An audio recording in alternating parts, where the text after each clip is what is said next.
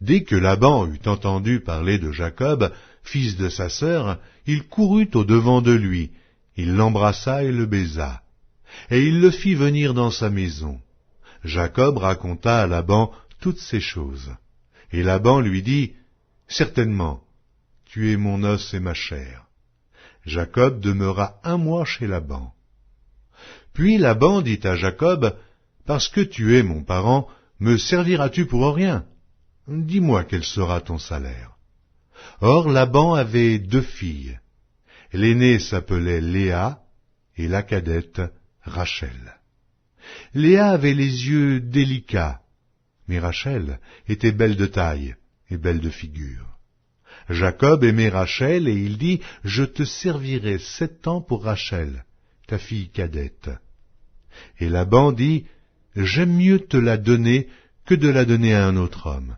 Reste chez moi. » Ainsi Jacob servit 7 années pour Rachel, et elles furent à ses yeux comme quelques jours parce qu'il l'aimait. Ensuite Jacob dit à Laban, « Donne-moi ma femme, car mon temps est accompli, et j'irai vers elle. » Laban réunit tous les gens du lieu et fit un festin. Le soir il prit Léa, sa fille, et l'amena vers Jacob, qui s'approcha d'elle.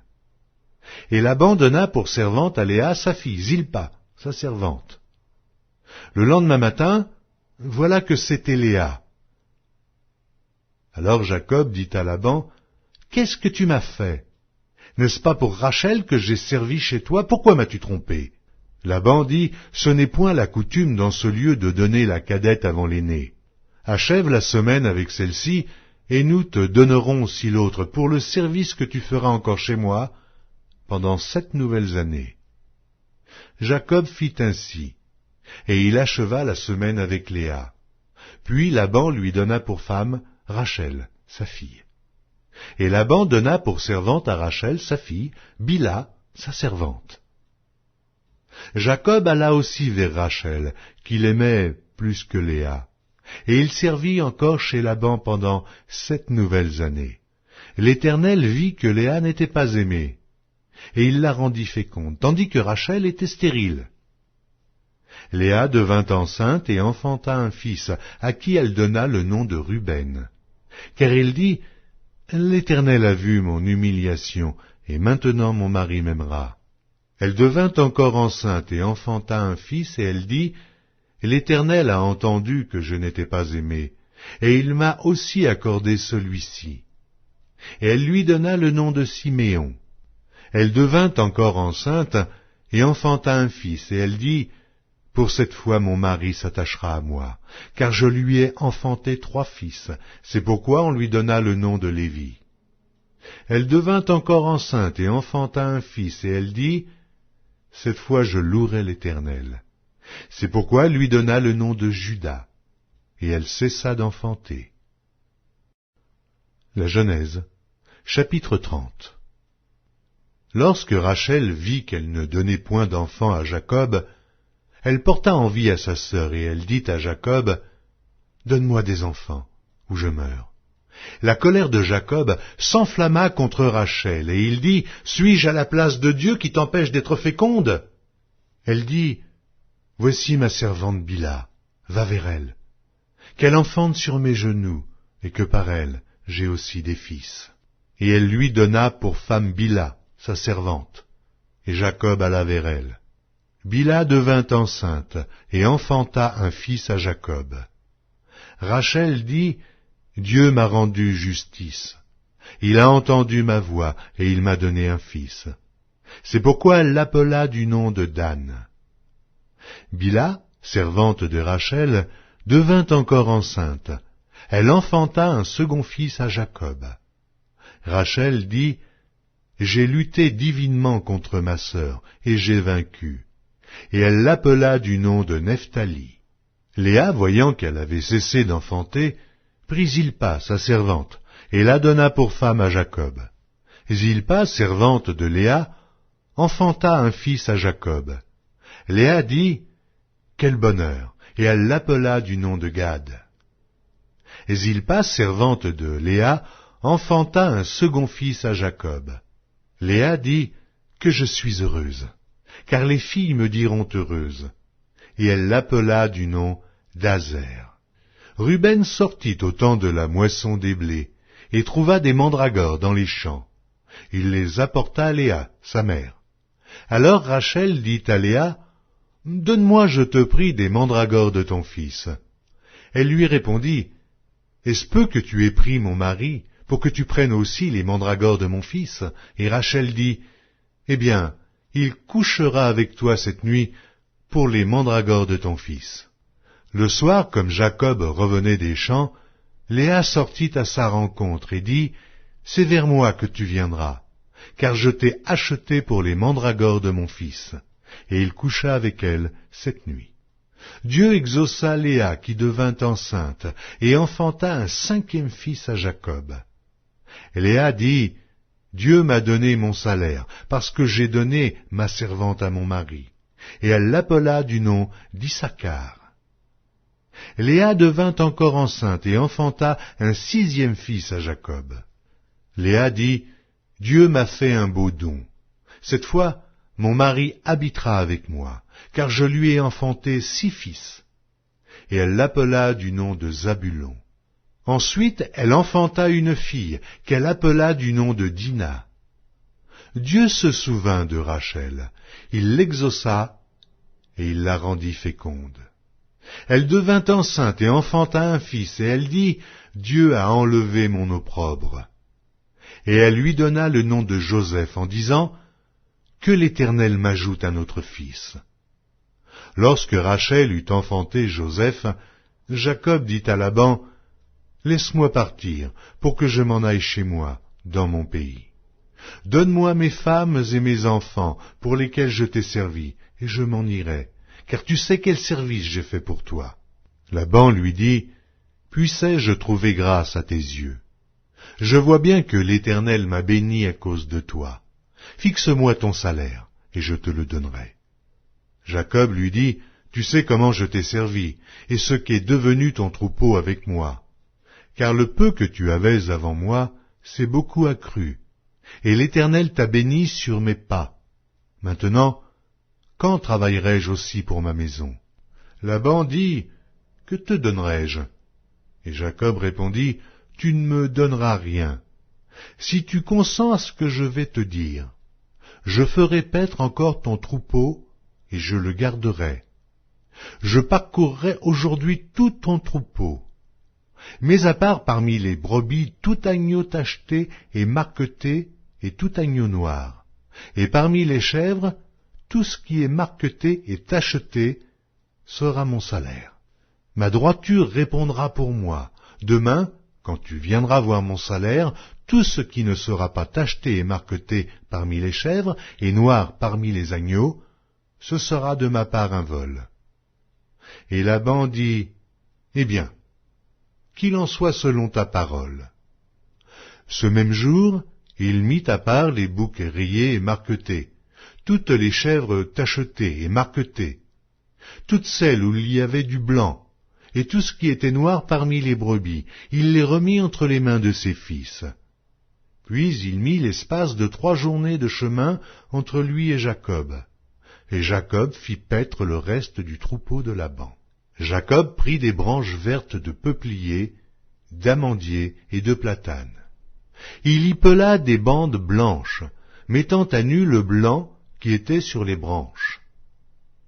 Puis il plaça les branches qu'il avait pelées dans les auges, dans les abreuvoirs, sous les yeux des brebis qui venaient de boire. Puis il plaça les branches qu'il avait pelées dans les auges, dans les abreuvoirs, sous les yeux des brebis qui venaient boire, pour qu'elles entrassent en chaleur en venant boire. Et les brebis entraient en chaleur près des branches, et elles faisaient des petits rayés, tachetés et marquetés. Jacob séparait les agneaux, et il mettait ensemble tout ce qui était rayé, et tout ce qui était noir dans le troupeau de Laban.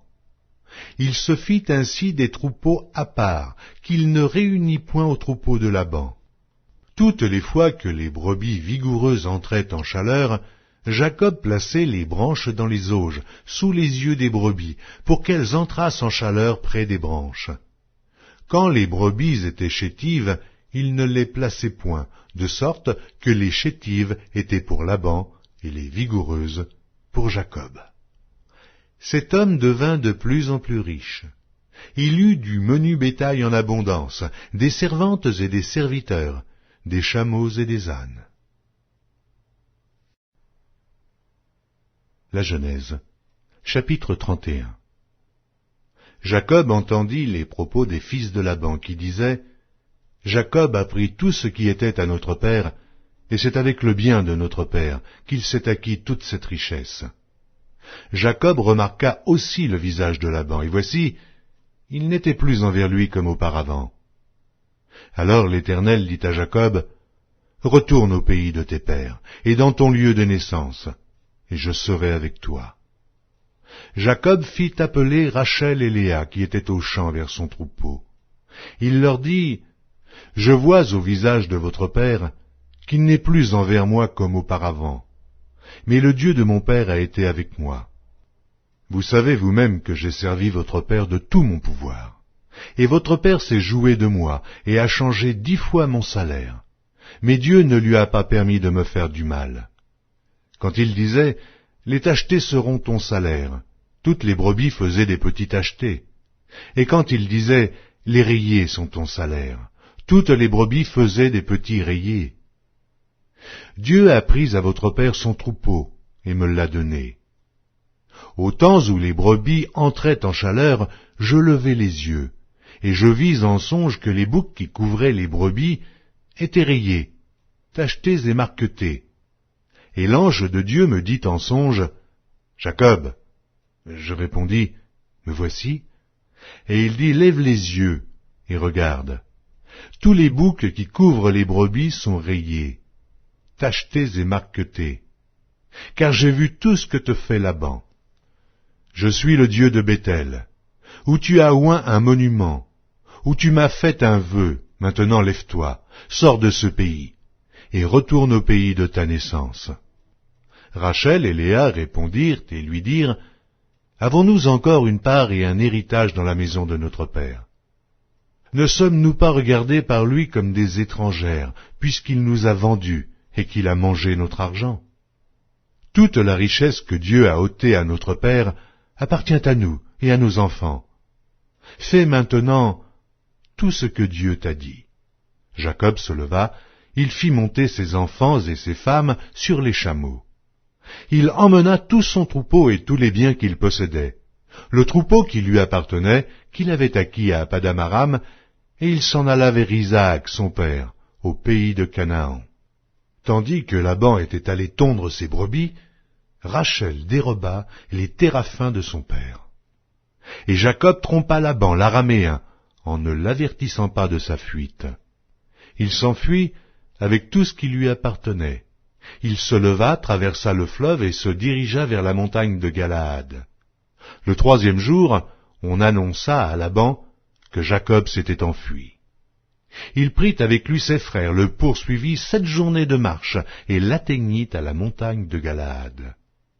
Mais Dieu apparut la nuit en songe à Laban l'araméen et lui dit, « Garde-toi de parler à Jacob, ni en bien, ni en mal. » Laban atteignit donc Jacob. Jacob avait dressé sa tente sur la montagne.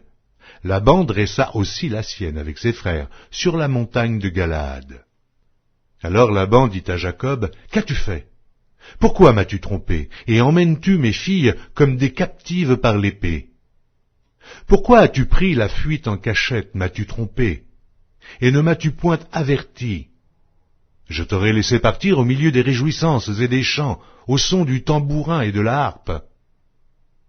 Tu ne m'as pas permis d'embrasser mes fils et mes filles, c'est en insensé que tu as agi.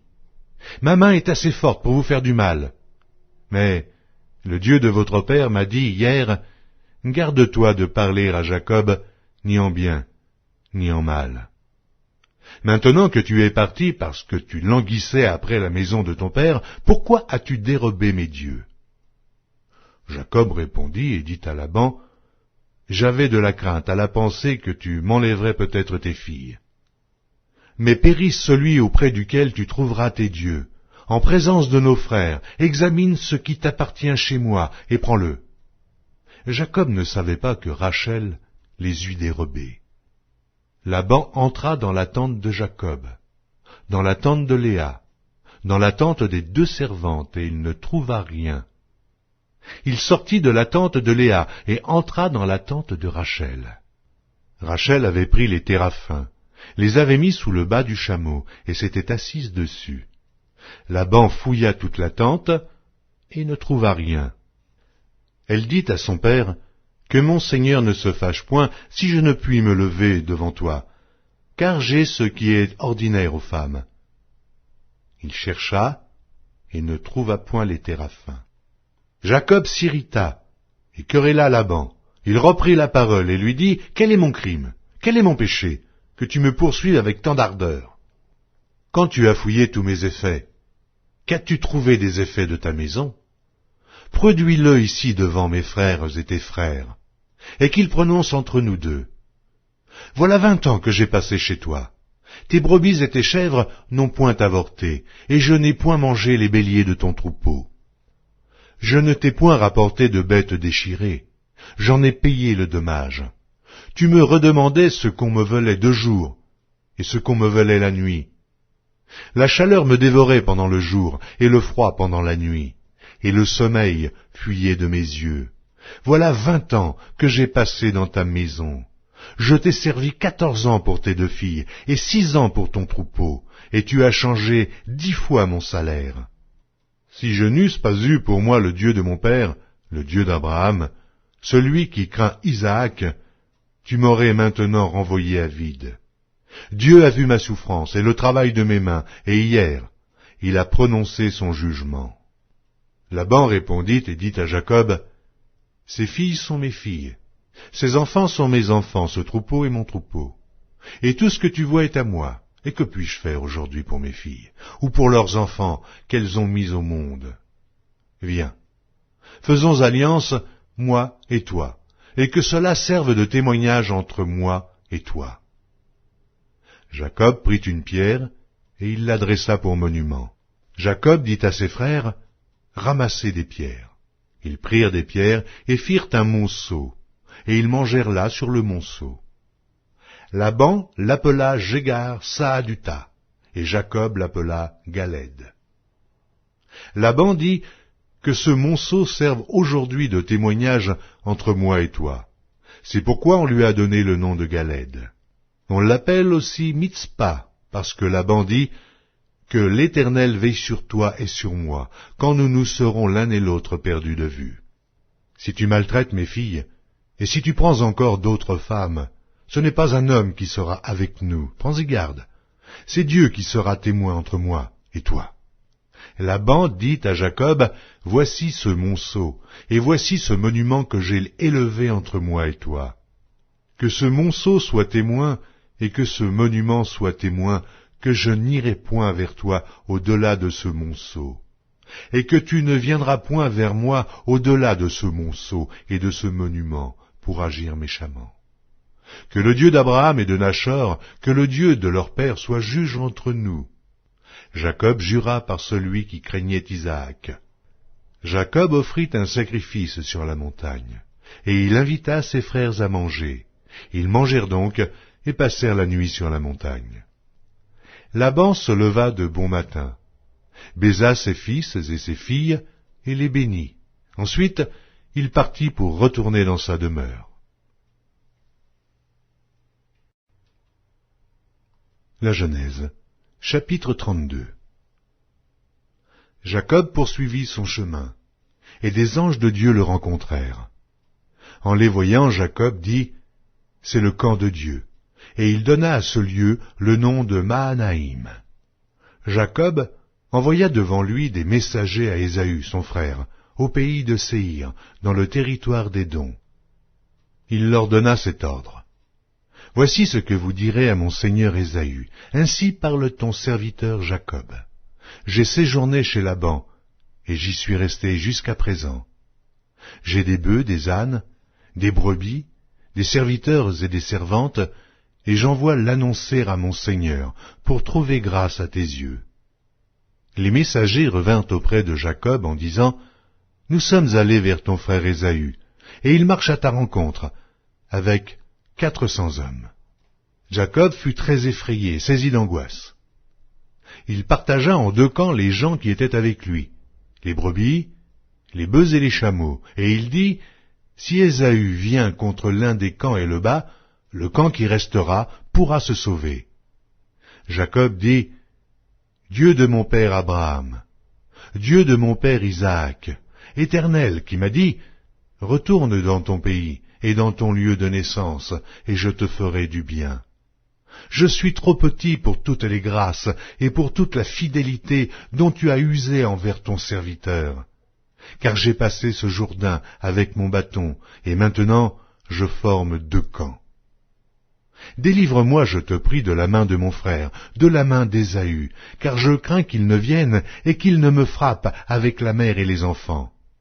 Et toi, tu as dit, je te ferai du bien, et je rendrai ta postérité comme le sable de la mer, si abondant qu'on ne saurait le compter. C'est dans ce lieu-là que Jacob passa la nuit.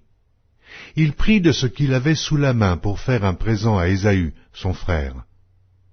200 chèvres et 20 boucs, 200 brebis et 20 béliers, 30 femelles de chameaux avec leurs petits qu'elles allaitaient, 40 vaches et 10 taureaux, 20 ânesses et 10 ânes. Il les remit à ses serviteurs, troupeau par troupeau, séparément, et il dit à ses serviteurs, « Passez devant moi, et mettez un intervalle entre chaque troupeau. » Il donna cet ordre au premier, « Quand Ésaü, mon frère, te rencontrera et te demandera, « À qui es-tu et où vas-tu et à qui appartient ce troupeau devant toi ?» tu répondras, « À ton serviteur Jacob. C'est un présent envoyé à mon seigneur Ésaü, et voici, il vient lui-même derrière nous. » Il donna le même ordre au second, au troisième, et à tous ceux qui suivaient les troupeaux. « C'est ainsi que vous parlerez à mon seigneur Ésaü, quand vous le rencontrerez.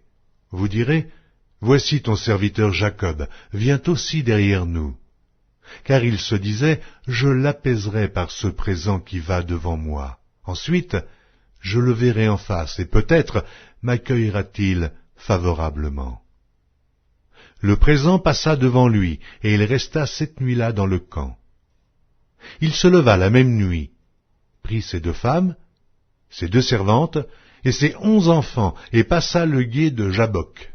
Il les prit, leur fit passer le torrent, et le fit passer à tout ce qui lui appartenait. Jacob demeura seul. Alors un homme lutta avec lui jusqu'au lever de l'aurore. Voyant qu'il ne pouvait le vaincre, cet homme le frappa à l'emboîture de la hanche, et l'emboîture de la hanche de Jacob se démit pendant qu'il luttait avec lui.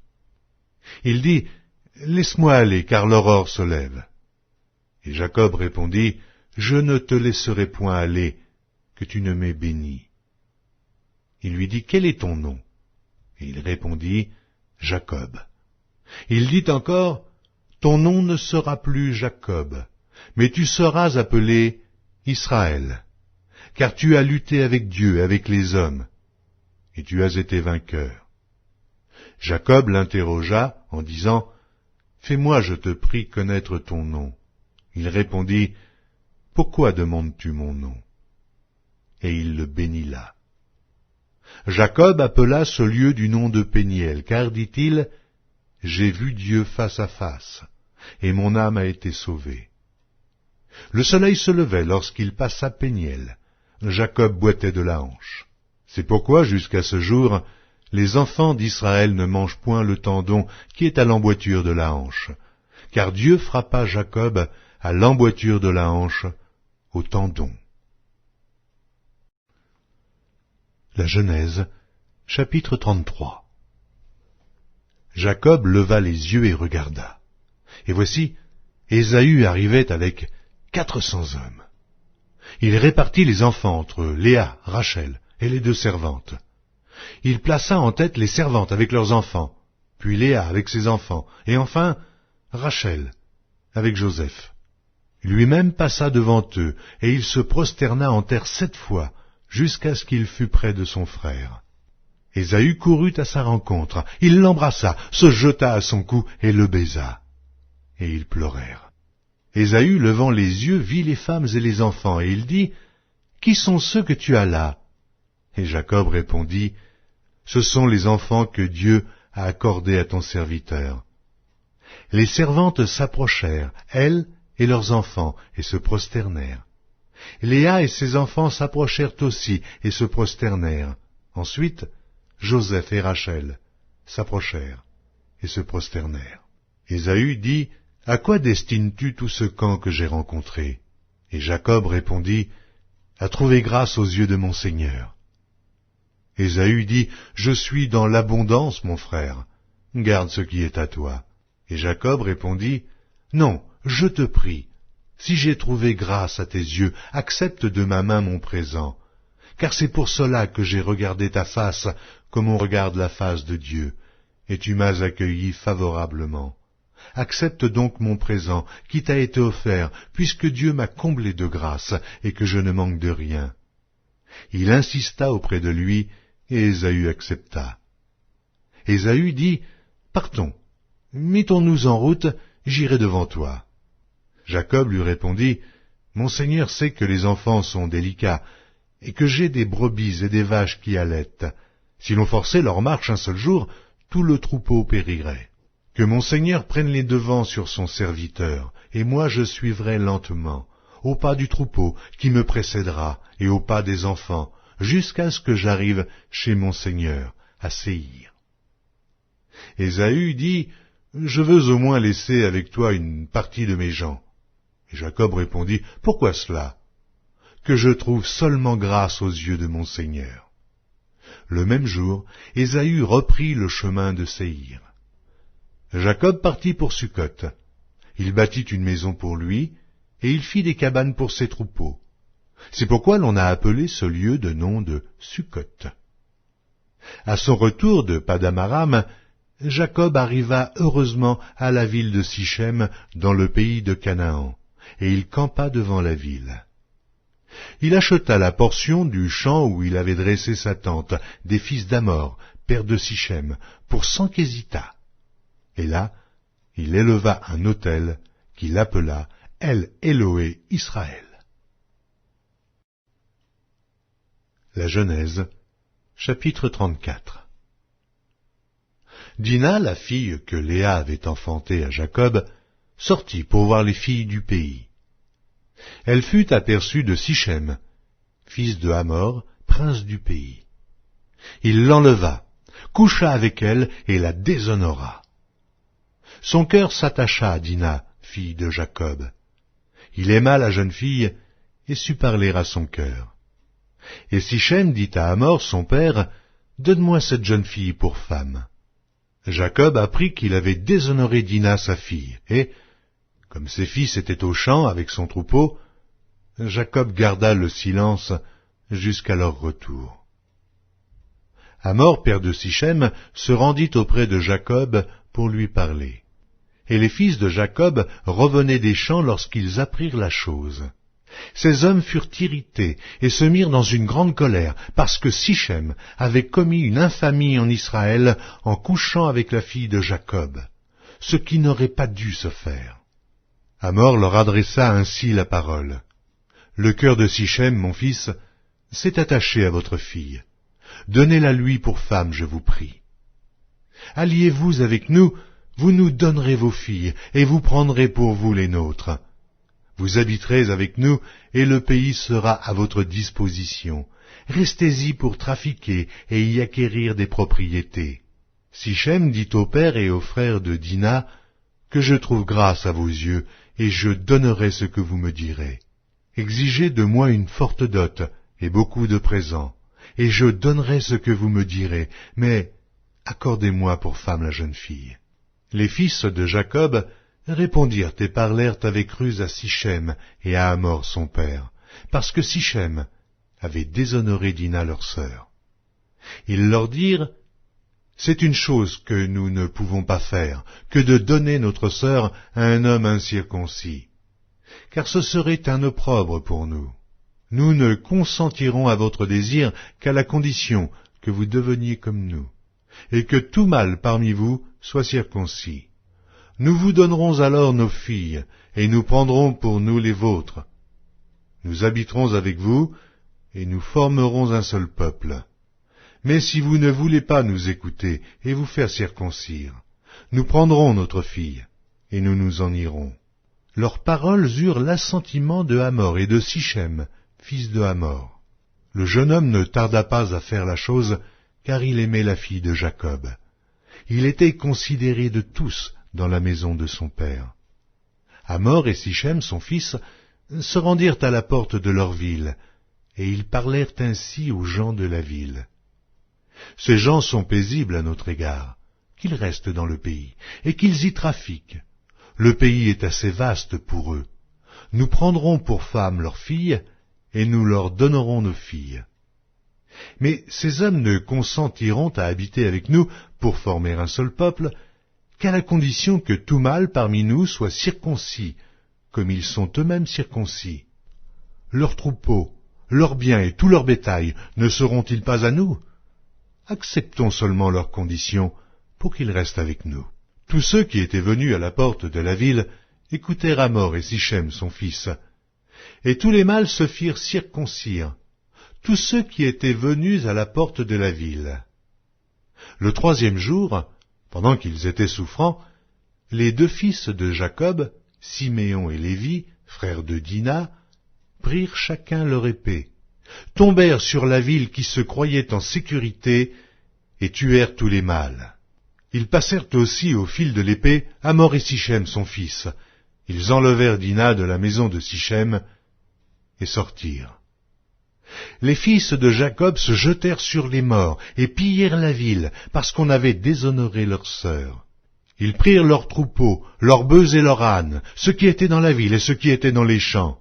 Ils emmenèrent comme butin toutes leurs richesses, leurs enfants et leurs femmes, et tout ce qui se trouvait dans les maisons.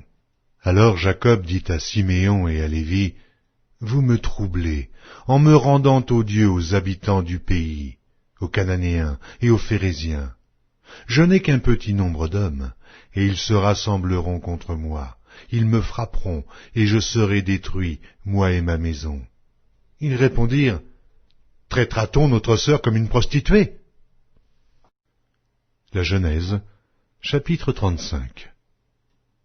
Dieu dit à Jacob, « Lève-toi, monte à Béthel et demeure-y. Là tu dresseras un autel au Dieu qui t'apparut lorsque tu fuyais Ésaü ton frère. » Jacob dit à sa maison et à tous ceux qui étaient avec lui, « ôtez les dieux étrangers qui sont au milieu de vous, purifiez-vous et changez de vêtements.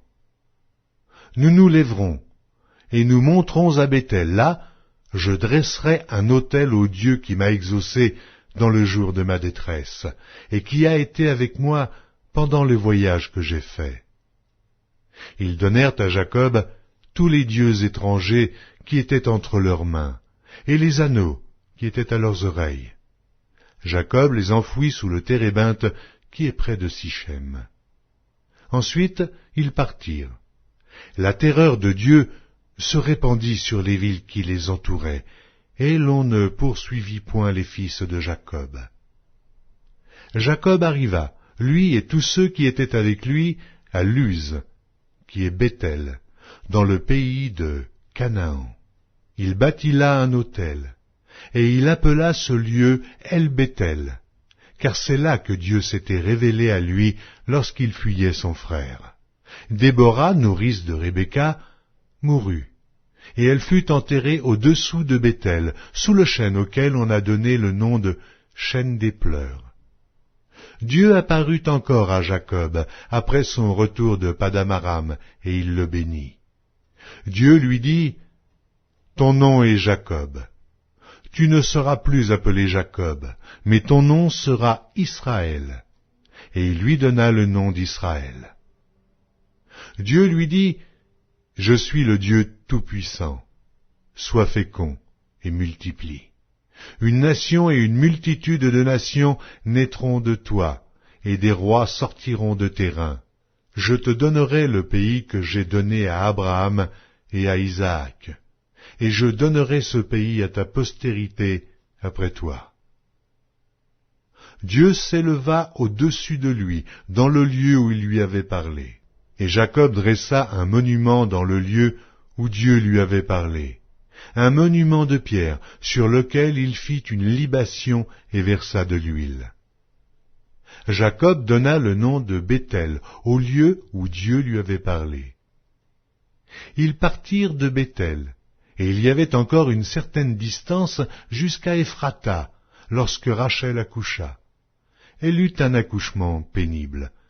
Et pendant les douleurs de l'enfantement, la sage-femme lui dit, « Ne crains point, car tu as encore un fils. » Et comme elle allait rendre l'âme, car elle était mourante, elle lui donna le nom de Benoni, mais le père l'appela Benjamin. Rachel mourut, et elle fut enterrée sur le chemin d'Ephrata, qui est Bethléem. Jacob éleva un monument sur son sépulcre. C'est le monument du sépulcre de Rachel, qui existe encore aujourd'hui. Israël partit, et il dressa sa tente au-delà de Migdal-Éder. Pendant qu'Israël habitait cette contrée, Ruben alla coucher avec Bila, concubine de son père.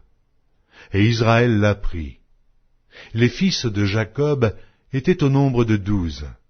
Fils de Léa, Ruben, premier-né de Jacob, Siméon, Lévi, Juda, Issachar et Zabulon. Fils de Rachel, Joseph et Benjamin. Fils de Bila, servante de Rachel, Dan et Nephtali. Fils de Zilpa, servante de Léa, Gad et Azer. Ce sont là les fils de Jacob, qui lui naquirent à Padam-aram. Jacob arriva auprès d'Isaac, son père, à Mamré, à Kirjath-Arba, qui est Hébron, où avaient séjourné Abraham et Isaac. Les jours d'Isaac furent de 180 ans. Il expira et mourut, et il fut recueilli auprès de son peuple, âgé et rassasié de jours, et Ésaü et Jacob ses fils l'enterrèrent. La Genèse, chapitre 36. Voici la postérité d'Ésaü, qui est Édom. Ésaü prit ses femmes parmi les filles de Canaan. Ada, fille d'Élon le Héthien, Oholibama, fille d'Anna, fille de Tsibéon le Hévien, et Basma, fille d'Ismaël, sœur de Nébajot. Ada enfanta à Ésaü Éliphaz. Basmat enfanta Réuel, et Oholibama enfanta Jéhush, Jaélam et Coré. Ce sont là les fils d'Ésaü qui lui naquirent dans le pays de Canaan. Ésaü prit ses femmes, ses fils et ses filles, toutes les personnes de sa maison, ses troupeaux, tout son bétail, et tout le bien qu'il avait acquis au pays de Canaan, et il s'en alla dans un autre pays, loin de Jacob son frère. Car leur richesse était trop considérable pour qu'ils demeurassent ensemble, et la contrée où ils séjournaient ne pouvait plus leur suffire, à cause de leurs troupeaux. Ésaü s'établit dans la montagne de Séhir. Ésaü, c'est Édom. Voici la postérité d'Ésaü, père d'Édom, dans la montagne de Séhir. Voici les noms des fils d'Ésaü. Éliphas, fils d'Ada, femme d'Ésaü. Réuel, fils de Basma, femme d'Ésaü. Les fils d'Éliphaz furent Théman, Omar, Tsépho, Gaétam et Génaz. Et Tima était la concubine d'Éliphaz, fils d'Ésaü. Elle enfanta à Éliphaz Amélec. Ce sont là les fils d'Ada, femme d'Ésaü. Voici les fils de Réuel. Nahat, Zérach, Shamma et Misa. Ce sont là les fils de Basmat, femme d'Ésaü. Voici les fils de Oholibama, fille d'Anna, fille de Tsibéon, femme d'Ésaü. Elle enfanta à Ésaü Jéhush, Jaélam et Coré. Voici les chefs de tribus, issus des fils d'Ésaü. Voici les fils d'Éliphaz, premier-né d'Ésaü, le chef Théman, le chef Omar, le chef Tsépho, le chef Kénaz. Le chef Coré, le chef Gaétam, le chef Amalek. Ce sont là les chefs issus d'Éliphaz, dans le pays d'Édom, ce sont les fils d'Ada. Voici les fils de Réuel, fils d'Ésaü, le chef Nahath, le chef Zérach, le chef Shamma, le chef Misa. Ce sont là les chefs issus de Réuel dans le pays d'Édom. Ce sont là les fils de Basmath, femme d'Ésaü. Voici les fils d'Oholibama, femme d'Ésaü, le chef Jéhush, le chef Jaélam, le chef Coré. Ce sont là les chefs issus d'Oholibama, fille d'Anna, femme d'Ésaü. Ce sont là les fils d'Ésaü, ce sont là leurs chefs de tribus, Ésaüs et Édom. Voici les fils de Zéhir, le Horien, ancien habitant du pays, Lotam, Shobal, Tsibéon, Anna, Dishon, Etzer et Dishan. Ce sont là les chefs des Horiens, fils de Zéhir, dans le pays d'Édom. Les fils de Lotam furent Hori et Émam. La sœur de Lotam fut Tima. Voici les fils de Shobal, Alvan, Manahath, Ebal, Shépho et Onam. Voici les fils de Tsibéon, Aja et Anna. C'est cette Anna qui trouva les sources chaudes dans le désert, quand il faisait paître les ânes de Tsibéon son père. Voici les enfants d'Anna, Dishon et Oholibama, fille d'Anna. Voici les fils de Dishon, Édam, Eshdan, Jitran et Karen. Voici les fils d'Etzer, Bilan, Zahavan et Akan. Voici les fils de Dishan, Utz et Aran. Voici les chefs des Horiens, le chef Lotan, le chef Shobal, le chef Tsibéon, le chef Anna, le chef Dishon, le chef Etzer, le chef Dishan. Ce sont là les chefs des Horiens, les chefs qu'ils eurent dans le pays de Zéhir. Voici les rois qui ont régné dans le pays d'Édom avant qu'un roi régnât sur les enfants d'Israël. Béla, fils de Béor, régna sur Édom, et le nom de sa ville était Dinaba. Béla mourut, et Joab, fils de Zérach, de Botsra, régna à sa place. Jobab mourut, et Shumam, du pays des Thémanites, régna à sa place. Ushman mourut, et Hadad, fils de Bédad, régna à sa place. C'est lui qui frappa Madian dans les champs de Moab. Le nom de sa ville était Avit. Hadad mourut, et Samla de Mareshka régna à sa place. Samla mourut, et Saül de Rehoboth sur le fleuve régna à sa place. Saül mourut, et Baal-Hanan, fils d'Akbor, régna à sa place. Baal-Hanan, fils d'Akbor, mourut, et Hadar régna à sa place. Le nom de sa ville était Po, et le nom de sa femme, Méhétabel, fille de Matred, fille de Mézahab. Voici les noms des chefs issus d'Ésaü, selon leurs tribus, selon leur territoire, et d'après leurs noms.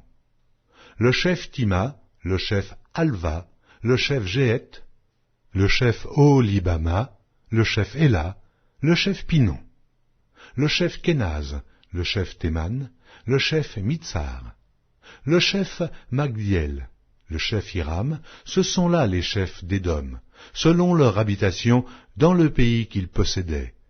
C'est là Ésaü, père d'Édom.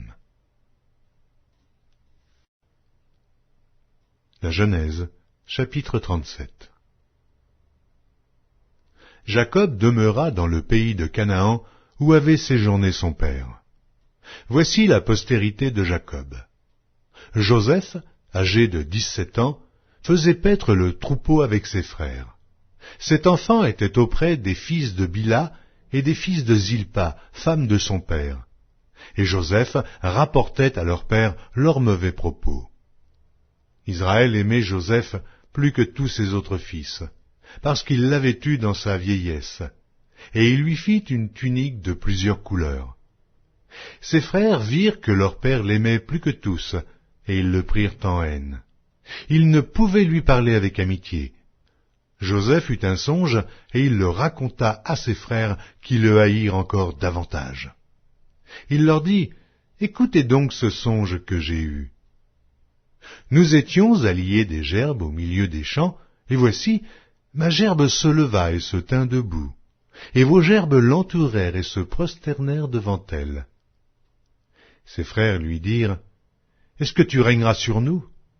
Est-ce que tu nous gouverneras? » Et ils le haïrent encore davantage à cause de ses songes et à cause de ses paroles.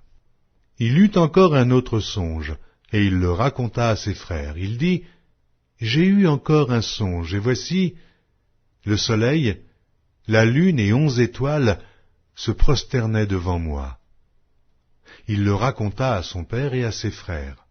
Son père le réprimanda et lui dit, « Que signifie ce songe que tu as eu? Faut-il que nous venions, moi, ta mère et tes frères, nous prosterner en terre devant toi? » Ses frères eurent de l'envie contre lui. Mais son père garda le souvenir de ces choses. Les frères de Joseph étant allés à Sichem pour faire paître le troupeau de leur père, Israël dit à Joseph, « Tes frères ne font-ils pas paître le troupeau à Sichem? Viens, je veux t'envoyer vers eux. » Et il répondit, « Me voici. » Israël lui dit, « Va, je te prie, et vois si tes frères sont en bonne santé, et si le troupeau est en bon état. Et tu m'en rapporteras des nouvelles. » Il l'envoya ainsi de la vallée d'Hébron, et Joseph alla à Sichem. Un homme le rencontra. Comme il errait dans les champs, il le questionna en disant, « Que cherches-tu » Joseph répondit, « Je cherche mes frères. Dis-moi, je te prie, où ils font paître leurs troupeaux. » Et l'homme dit, « Ils sont partis d'ici, car je les ai entendus dire, « Allons à Dothan. » Joseph alla après ses frères, et il les trouva à Dothan. Ils le virent de loin, et, avant qu'il fût près d'eux, ils complotèrent de le faire mourir. Ils se dirent l'un à l'autre, « Voici le faiseur de songes qui arrive. Venez maintenant, tuons-le, et jetons-le dans une des citernes. Nous dirons qu'une bête féroce l'a dévoré, et nous verrons ce que deviendront ces songes. » Ruben entendit cela, et il le délivra de leurs mains. Il dit, « Ne lui ôtons pas la vie. » Ruben leur dit, « Ne répandez point de sang. Jetez-le dans cette citerne qui est au désert, et ne mettez pas la main sur lui. » Il avait dessein de le délivrer de leurs mains pour le faire retourner vers son père. Lorsque Joseph fut arrivé auprès de ses frères, ils le dépouillèrent de sa tunique, de la tunique de plusieurs couleurs qu'il avait sur lui. Ils le prirent et le jetèrent dans la citerne. Cette citerne était vide. Il n'y avait point d'eau. Ils s'assirent ensuite pour manger. Ayant levé les yeux, ils virent une caravane d'Ismaélites venant de Galaad. Leurs chameaux étaient chargés d'aromates, de baume et de myrrhe, qu'ils transportaient en Égypte. Alors Juda dit à ses frères, « Que gagnerons-nous à tuer notre frère et à cacher son sang? Venez, vendons-le aux Ismaélites et ne mettons pas la main sur lui, car il est notre frère, notre chair. » Et ses frères l'écoutèrent. Au passage des marchands madianites, ils tirèrent et firent remonter Joseph hors de la citerne. Et ils le vendirent pour 20 sicles d'argent aux Ismaélites, qui l'emmenèrent en Égypte. Ruben revint à la citerne, et voici, Joseph n'était plus dans la citerne. Il déchira ses vêtements, retourna vers ses frères et dit, « L'enfant n'y est plus, et moi, où irai-je » Ils prirent alors la tunique de Joseph, et, ayant tué un bouc, ils plongèrent la tunique dans le sang. Ils envoyèrent à leur père la tunique de plusieurs couleurs, en lui faisant dire, « Voici ce que nous avons trouvé. Reconnais si c'est la tunique de ton fils ou non. » Jacob la reconnut et dit, « C'est la tunique de mon fils. Une bête féroce l'a dévoré. Joseph a été mis en pièces, et il déchira ses vêtements. Il mit un sac sur ses reins, et il porta longtemps le deuil de son fils. » Tous ses fils et toutes ses filles vinrent pour le consoler, mais il ne voulut recevoir aucune consolation. Il disait, « C'est en pleurant que je descendrai vers mon fils au séjour des morts. » Et il pleurait son fils. Les Madianites le vendirent en Égypte à Potiphar, officier de Pharaon, chef des gardes. La Genèse, chapitre 38. En ce temps-là, Juda s'éloigna de ses frères et se retira vers un homme d'Adulam, nommé Hira. Là, Juda vit la fille d'un Cananéen nommé Shua.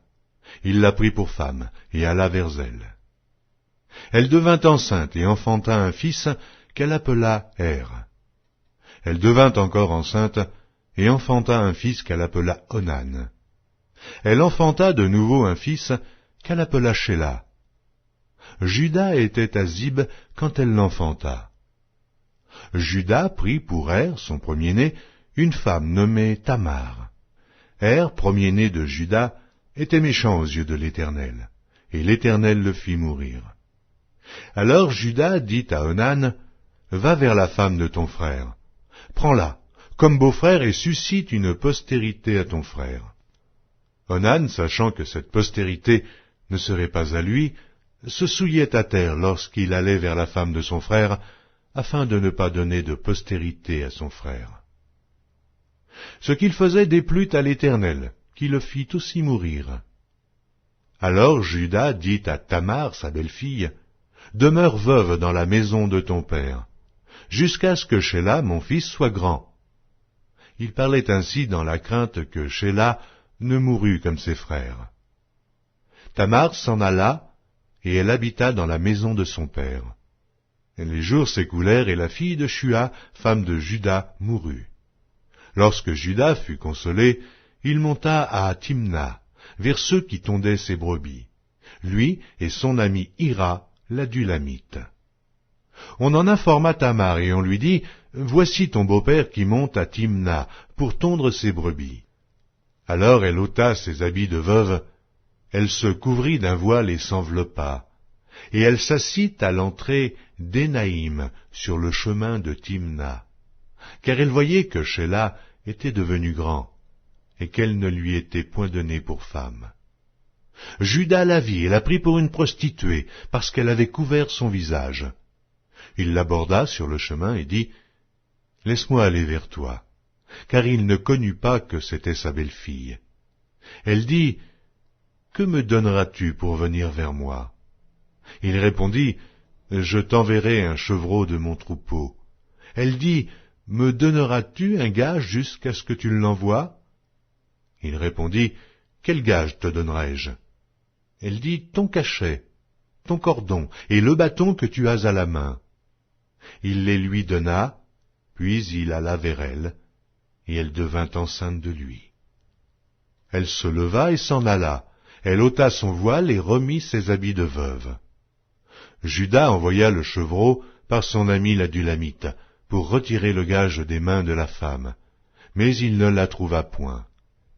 Il interrogea les gens du lieu en disant, « Où est cette prostituée qui se tenait à Énaïm, sur le chemin ?» Ils répondirent, « Il n'y a point eu ici de prostituée. » Il retourna auprès de Juda et dit, « Je ne l'ai pas trouvée. » Et même les gens du lieu ont dit, « Il n'y a point eu ici de prostituée. » Juda dit, « Qu'elle garde ce qu'elle a. Ne nous exposons pas au mépris. Voici, j'ai envoyé ce chevreau, et tu ne l'as pas trouvé. » Environ 3 mois après, on vint dire à Juda, « Tamar, ta belle-fille, s'est prostituée, et même la voilà enceinte à la suite de sa prostitution. » Et Juda dit, « Faites-la sortir et qu'elle soit brûlée. » Comme on l'amenait dehors, elle fit dire à son beau-père, « C'est de l'homme à qui ces choses appartiennent que je suis enceinte. Reconnais, je te prie, à qui sont ce cachet, ces cordons et ce bâton. » Juda les reconnut et dit, « Elle est moins coupable que moi, puisque je ne l'ai pas donnée à Shéla, mon fils. » Et il ne la connut plus. Quand elle fut au moment d'accoucher, voici, il y avait 2 jumeaux dans son ventre. Et pendant l'accouchement, il y en eut un qui présenta la main. La sage-femme la prit et y attacha un fil cramoisi en disant, « Celui-ci sort le premier. » Mais il retira la main, et son frère sortit, Alors la sage-femme dit, « Quelle brèche as-tu faite ?» Et elle lui donna le nom de Pérette. Ensuite sortit son frère, qui avait à la main le fil cramoisi, et on lui donna le nom de Zérach.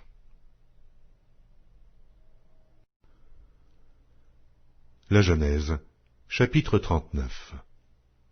On fit descendre Joseph en Égypte. Et Potiphar, officier de Pharaon, chef des gardes, égyptien, l'acheta des Ismaélites qu'il y avait fait descendre. L'Éternel fut avec lui, et la prospérité l'accompagna. Il habitait dans la maison de son maître l'Égyptien. Son maître vit que l'Éternel était avec lui, et que l'Éternel faisait prospérer entre ses mains tout ce qu'il entreprenait. Joseph trouva grâce aux yeux de son maître, qui l'employa à son service, l'établit sur sa maison, et lui confia tout ce qu'il possédait. Dès que Potiphar l'eut établi sur sa maison, et sur tout ce qu'il possédait, l'Éternel bénit la maison de l'Égyptien à cause de Joseph. Et la bénédiction de l'Éternel fut sur tout ce qui lui appartenait, soit à la maison, soit au champ. Il abandonna aux mains de Joseph tout ce qui lui appartenait, et il n'avait avec lui d'autre soin que celui de prendre sa nourriture. Or Joseph était beau de taille et beau de figure. Après ces choses, il arriva que la femme de son maître porta les yeux sur Joseph et dit, « Couche avec moi. » Il refusa et dit à la femme de son maître, « Voici mon maître, ne prends avec moi connaissance de rien dans la maison. » Et il a remis entre mes mains tout ce qui lui appartient. Il n'est pas plus grand que moi dans cette maison, et il ne m'a rien interdit, excepté toi, parce que tu es sa femme. Comment ferais-je un aussi grand mal, et pécherais-je contre Dieu? Quoiqu'elle parlât tous les jours à Joseph, il refusa de coucher auprès d'elle et d'être avec elle. Un jour qu'il était entré dans la maison pour faire son ouvrage, et qu'il n'y avait là aucun des gens de la maison, elle le saisit par son vêtement en disant « Couche avec moi ». Il lui laissa son vêtement dans la main et s'enfuit au dehors. Lorsqu'elle vit qu'il lui avait laissé son vêtement dans la main et qu'il s'était enfui dehors, elle appela les gens de la maison et leur dit « Voyez, il nous a amené un Hébreu pour se jouer de nous. Cet homme est venu vers moi pour coucher avec moi, mais j'ai crié à haute voix. Et quand il a entendu que j'élevais la voix et que je criais, il a laissé son vêtement à côté de moi et s'est enfui dehors. » Et elle posa le vêtement de Joseph à côté d'elle, jusqu'à ce que son maître rentrât à la maison. Alors elle lui parla ainsi. « L'esclave hébreu que tu nous as amené est venu vers moi pour se jouer de moi. Et comme j'ai élevé la voix et que j'ai crié, il a laissé son vêtement à côté de moi et s'est enfui dehors. » Après avoir entendu les paroles de sa femme qui lui disait « Voilà ce que m'a fait ton esclave », le maître de Joseph fut enflammé de colère. Il prit Joseph et le mit dans la prison, dans le lieu où les prisonniers du roi étaient enfermés. Il fut là, en prison. L'Éternel fut avec Joseph, et il étendit sur lui sa bonté. Il le mit en faveur aux yeux du chef de la prison. Et le chef de la prison plaça sous sa surveillance tous les prisonniers qui étaient dans la prison, et rien ne s'y faisait que par lui. Le chef de la prison ne prenait aucune connaissance de ce que Joseph avait en main, parce que l'Éternel était avec lui. Et l'Éternel donnait de la réussite à ce qu'il faisait. La Genèse, chapitre 40. Après ces choses, il arriva que l'échanson et le panetier du roi d'Égypte offensèrent leur maître, le roi d'Égypte. Pharaon fut irrité contre ces deux officiers, le chef des échansons et le chef des panetiers. Et il les fit mettre dans la maison du chef des gardes, dans la prison, dans le lieu où Joseph était enfermé. Le chef des gardes les plaça sous la surveillance de Joseph, qui faisait le service auprès d'eux, et ils passèrent un certain temps en prison. Pendant une même nuit, l'échanson et le panetier du roi d'Égypte, qui étaient enfermés dans la prison, eurent tous les deux un songe, chacun le sien, pouvant recevoir une explication distincte. Joseph, étant venu le matin vers eux, les regarda, et voici, ils étaient tristes. Alors il questionna les officiers de Pharaon qui étaient avec lui dans la prison de son maître, et il leur dit, « Pourquoi avez-vous mauvais visage aujourd'hui » Ils lui répondirent, « Nous avons eu un songe, et il n'y a personne pour l'expliquer. » Joseph leur dit, « N'est-ce pas à Dieu qu'appartiennent les explications ?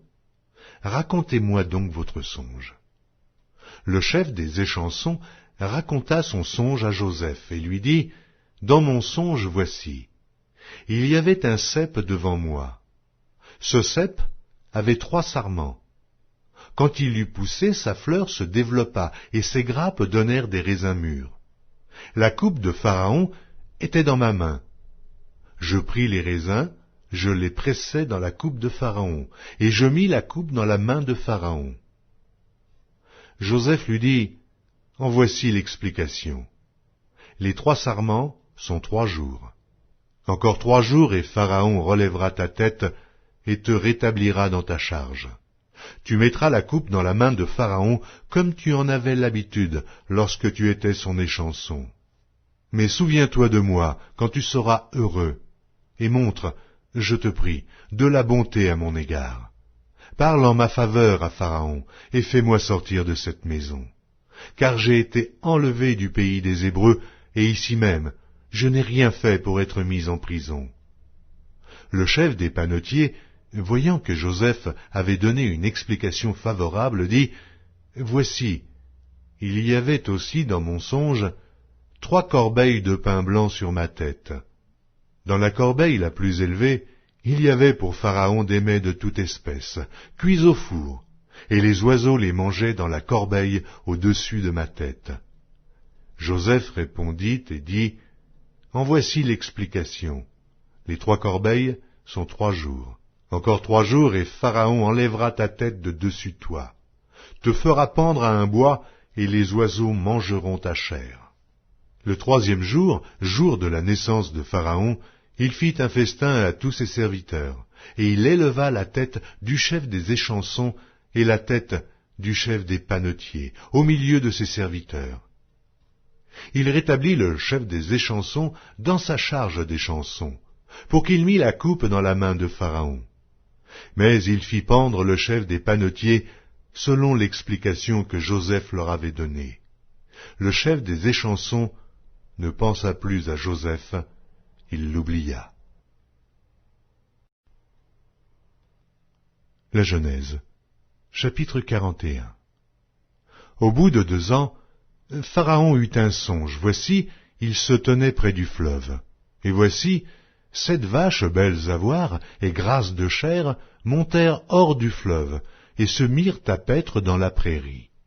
7 autres vaches laides à voir et maigres de chair montèrent derrière elles, hors du fleuve, et se tinrent à leur côté sur le bord du fleuve.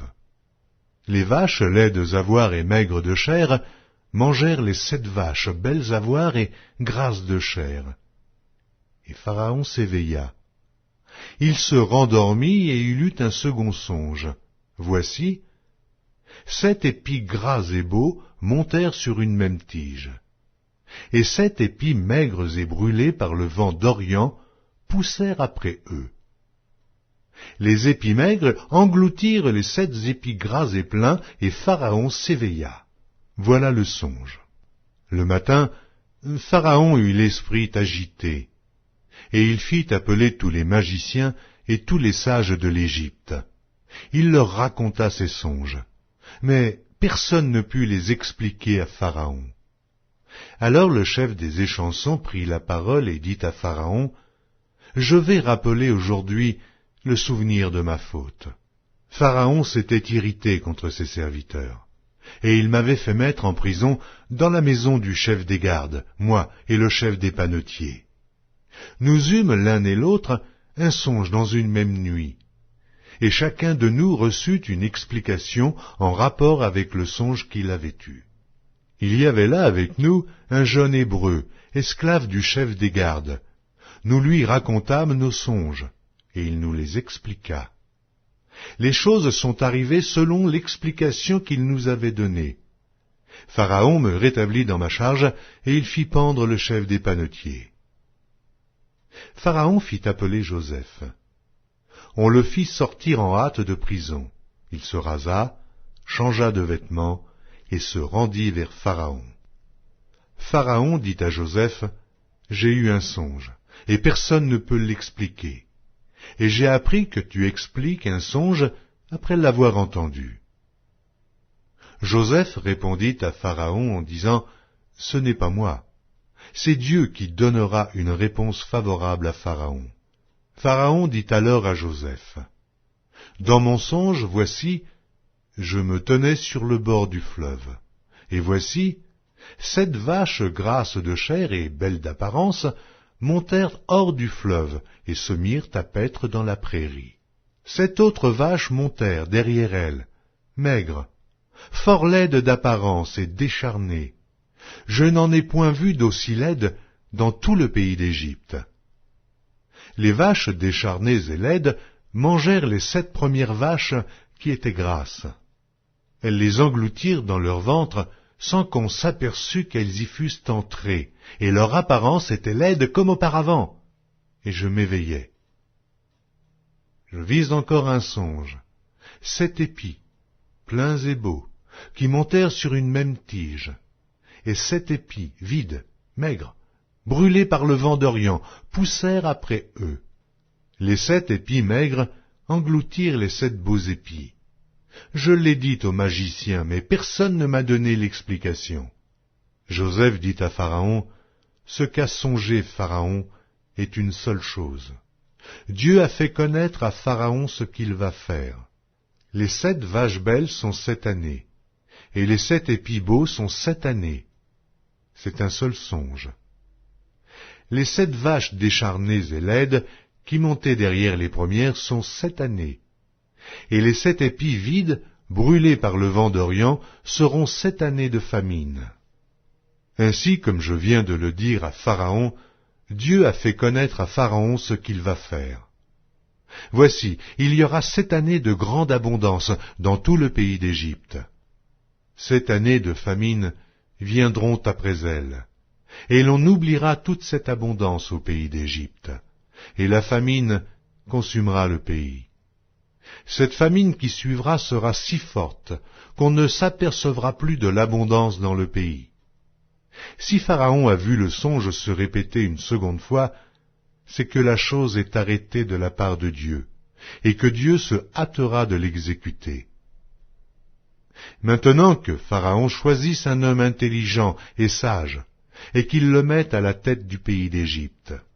Que Pharaon établisse des commissaires sur le pays pour lever un 5e des récoltes de l'Égypte pendant les 7 années d'abondance. Qu'il rassemble tous les produits de ces bonnes années qui vont venir. Qu'il fasse, sous l'autorité de Pharaon, des amas de blé, des approvisionnements dans les villes, et qu'ils en aient la garde.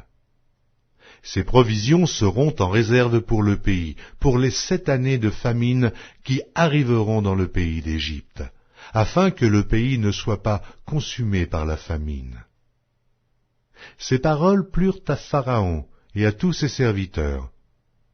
Et Pharaon dit à ses serviteurs, « Trouverions-nous un homme comme celui-ci, ayant en lui l'Esprit de Dieu ?» Et Pharaon dit à Joseph, « Puisque Dieu t'a fait connaître toutes ces choses, il n'y a personne qui soit aussi intelligent et aussi sage que toi. Je t'établis sur ma maison, et tout mon peuple obéira à tes ordres. Le trône seul m'élèvera au-dessus de toi. » Pharaon dit à Joseph, « Voici, je te donne le commandement de tout le pays d'Égypte. » Pharaon ôta son anneau de la main et le mit à la main de Joseph. Il le revêtit d'habits de fin lin, et on lui mit un collier d'or au cou. Il le fit monter sur le char qui suivait le sien, et l'on criait devant lui, « À genoux !» C'est ainsi que Pharaon lui donna le commandement de tout le pays d'Égypte.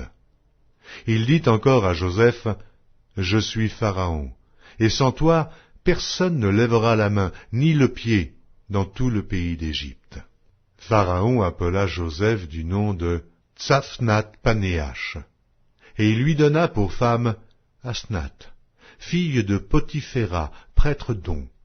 Et Joseph partit pour visiter le pays d'Égypte.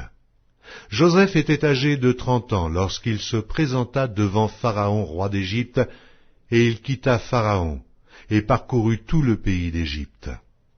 Pendant les 7 années de fertilité, la terre rapporta abondamment. Joseph rassembla tous les produits de ces 7 années dans le pays d'Égypte. Il fit des approvisionnements dans les villes, mettant dans l'intérieur de chaque ville les productions des champs d'alentour. Joseph amassa du blé comme le sable de la mer, en quantité si considérable que l'on cessa de compter, parce qu'il n'y avait plus de nombre. Avant les années de famine, il naquit à Joseph 2 fils, que lui enfanta Asnath, fille de Potiphéra, prêtre d'On.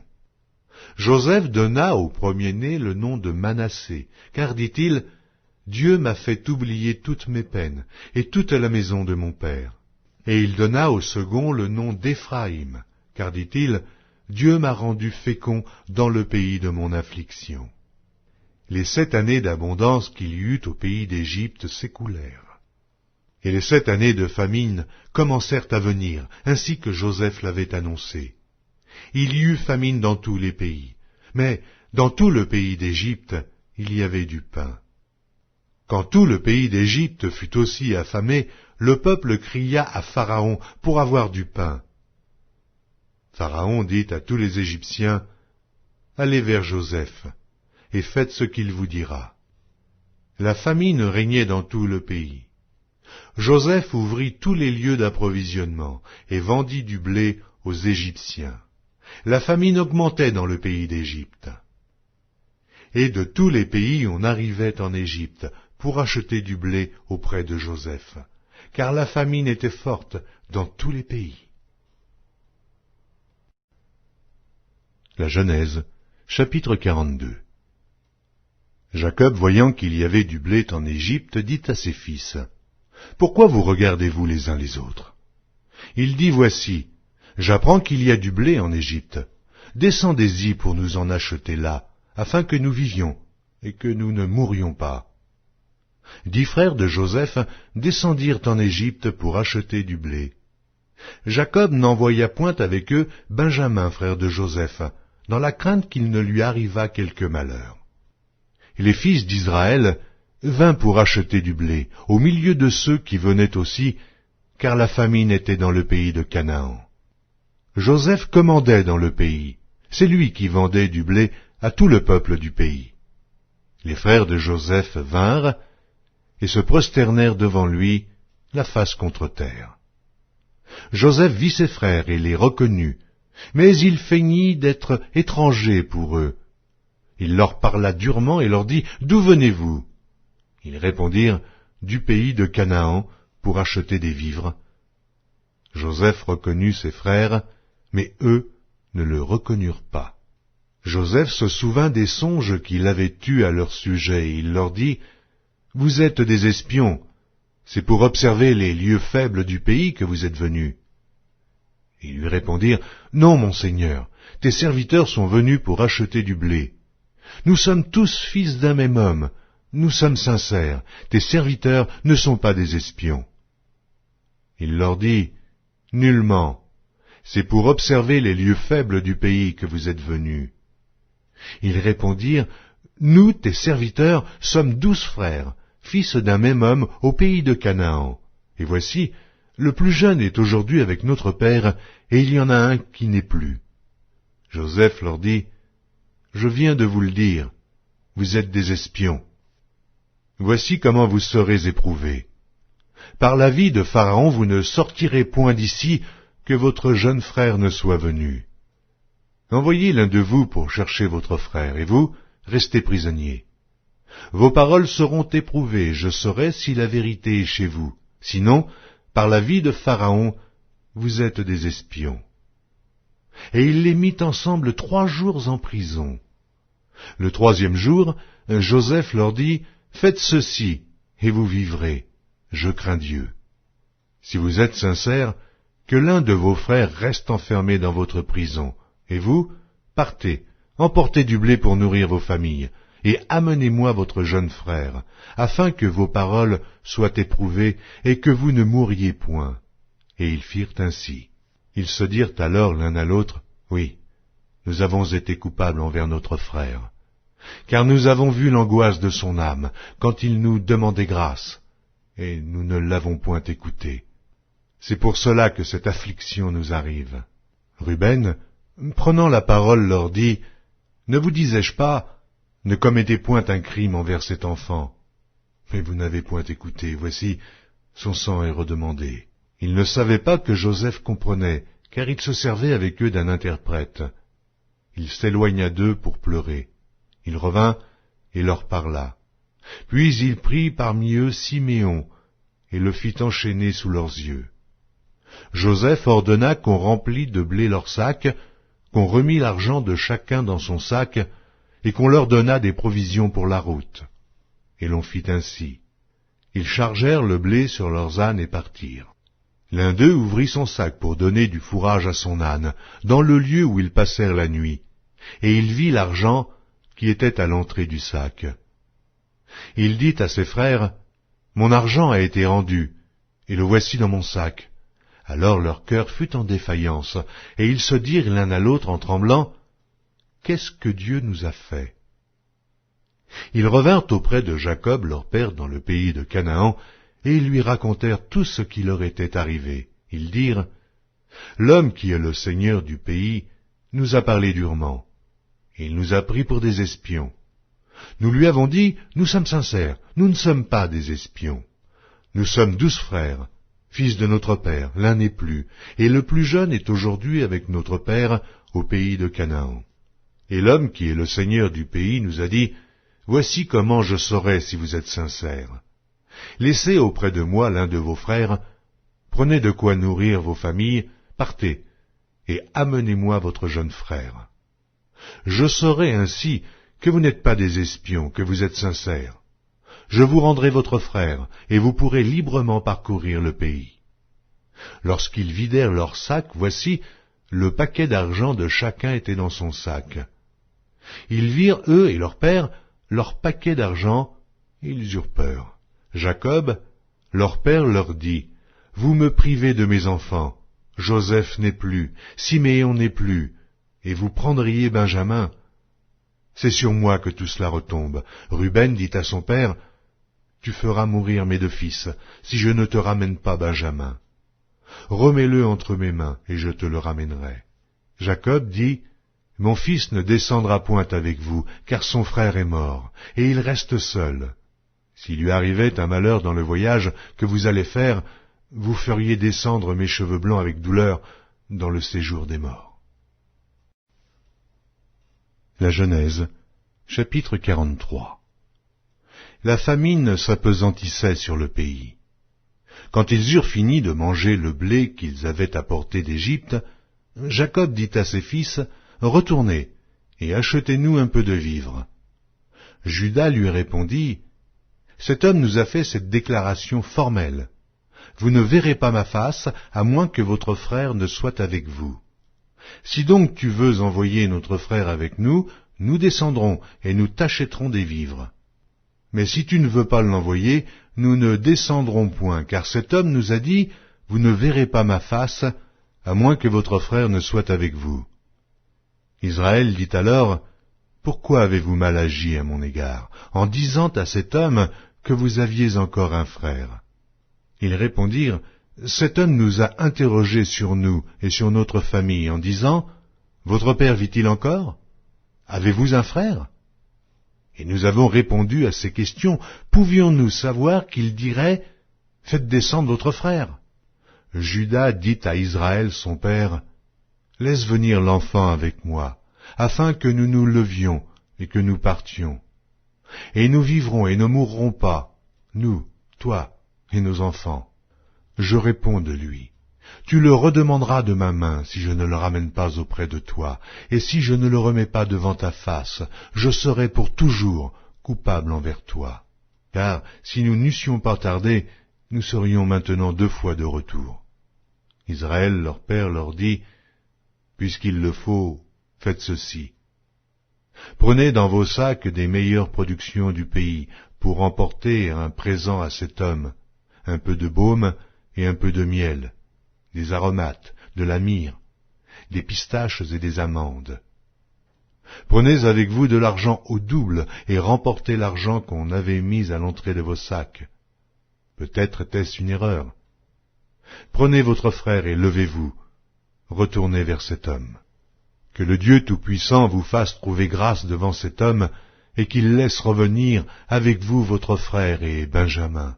Et moi, si je dois être privé de mes enfants, que j'en sois privé.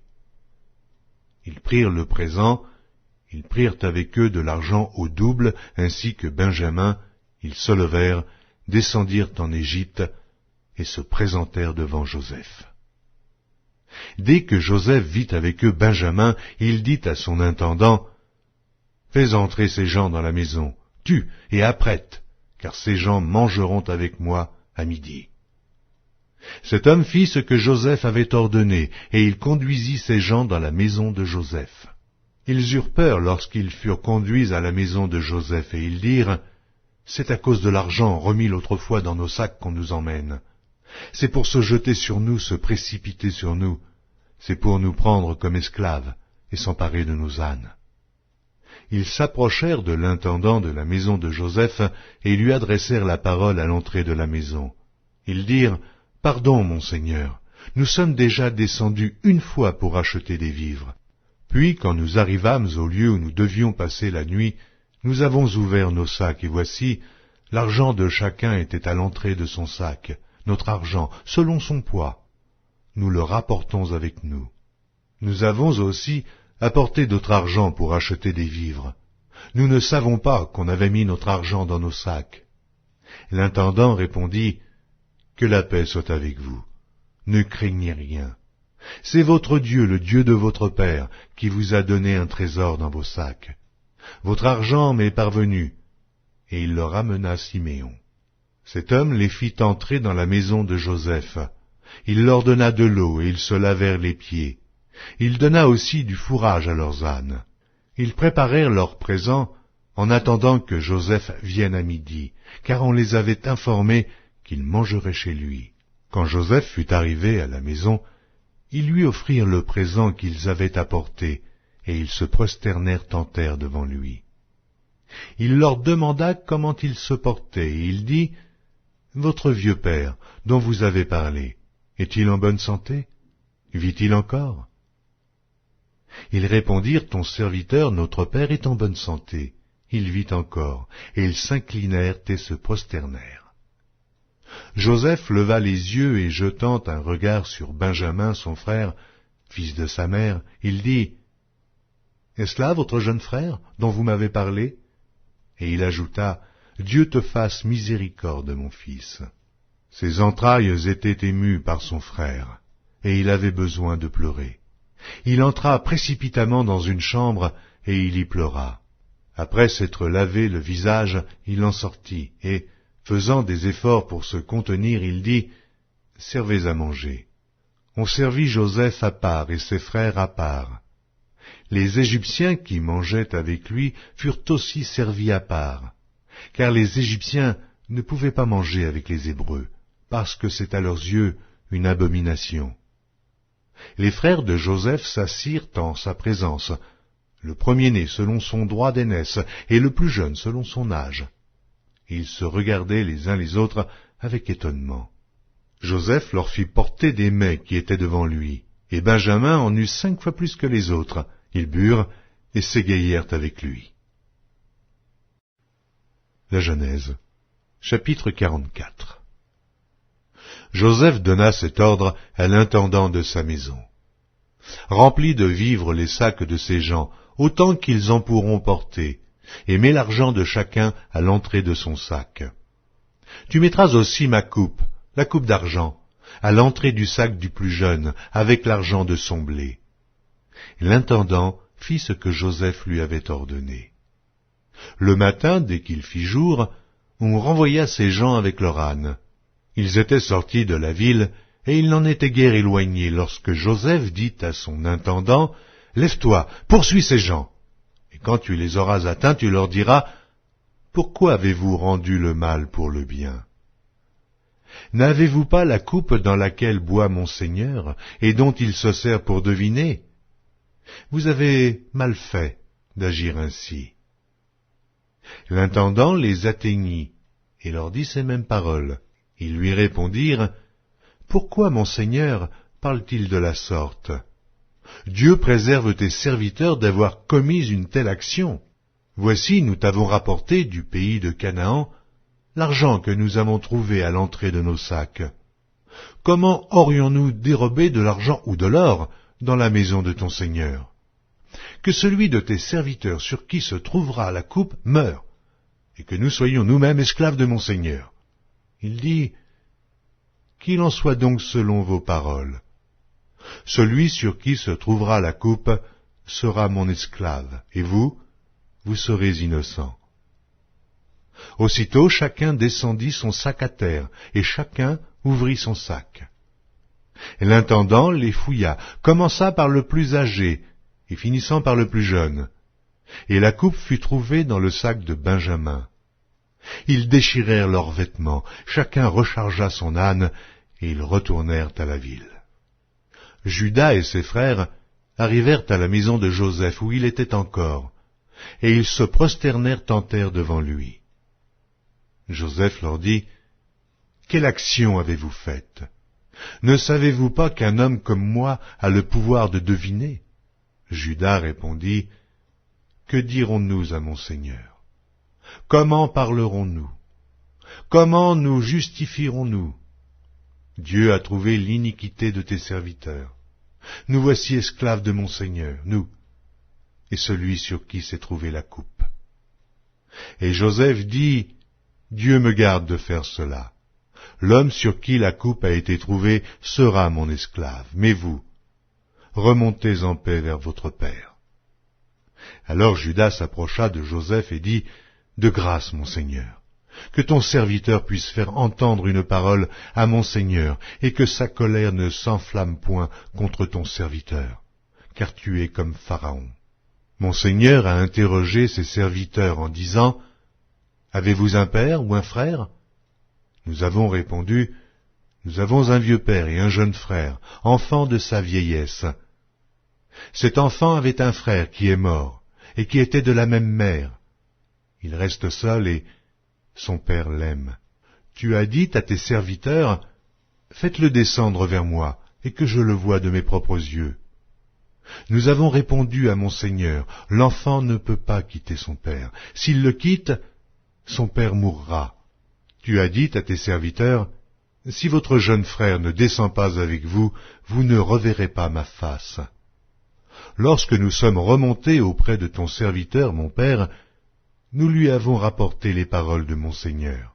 Notre père a dit, « Retournez, achetez-nous un peu de vivres. » Nous avons répondu, « Nous ne pouvons pas descendre, mais si notre jeune frère est avec nous, nous descendrons, car nous ne pouvons pas voir la face de cet homme, à moins que notre jeune frère ne soit avec nous. Ton serviteur, notre père, nous a dit, « Vous savez que ma femme m'a enfanté 2 fils. L'un étant sorti de chez moi, je pense qu'il a été sans doute déchiré, car je ne l'ai pas revu jusqu'à présent. Si vous me prenez encore celui-ci, et qu'il lui arrive un malheur, vous ferez descendre mes cheveux blancs avec douleur dans le séjour des morts. Maintenant, si je retourne auprès de ton serviteur, mon père, sans avoir avec nous l'enfant à l'âme duquel son âme est attachée, il mourra en voyant que l'enfant n'y est pas. Et tes serviteurs feront descendre avec douleur dans le séjour des morts les cheveux blancs de ton serviteur, notre père. Car ton serviteur a répondu pour l'enfant, en disant à mon père, « Si je ne le ramène pas auprès de toi, je serai pour toujours coupable envers mon père. Permets donc, je te prie, à ton serviteur, de rester à la place de l'enfant, comme esclave de mon Seigneur, et que l'enfant remonte avec ses frères. Comment pourrais-je remonter vers mon père si l'enfant n'est pas avec moi? Ah, que je ne vois point l'affliction de mon père. La Genèse, chapitre 45. Joseph ne pouvait plus se contenir devant tous ceux qui l'entouraient. Il s'écria, « Faites sortir tout le monde !» Et il ne resta personne avec Joseph quand il se fit connaître à ses frères. Il éleva la voix en pleurant. Les Égyptiens l'entendirent, et la maison de Pharaon l'entendit.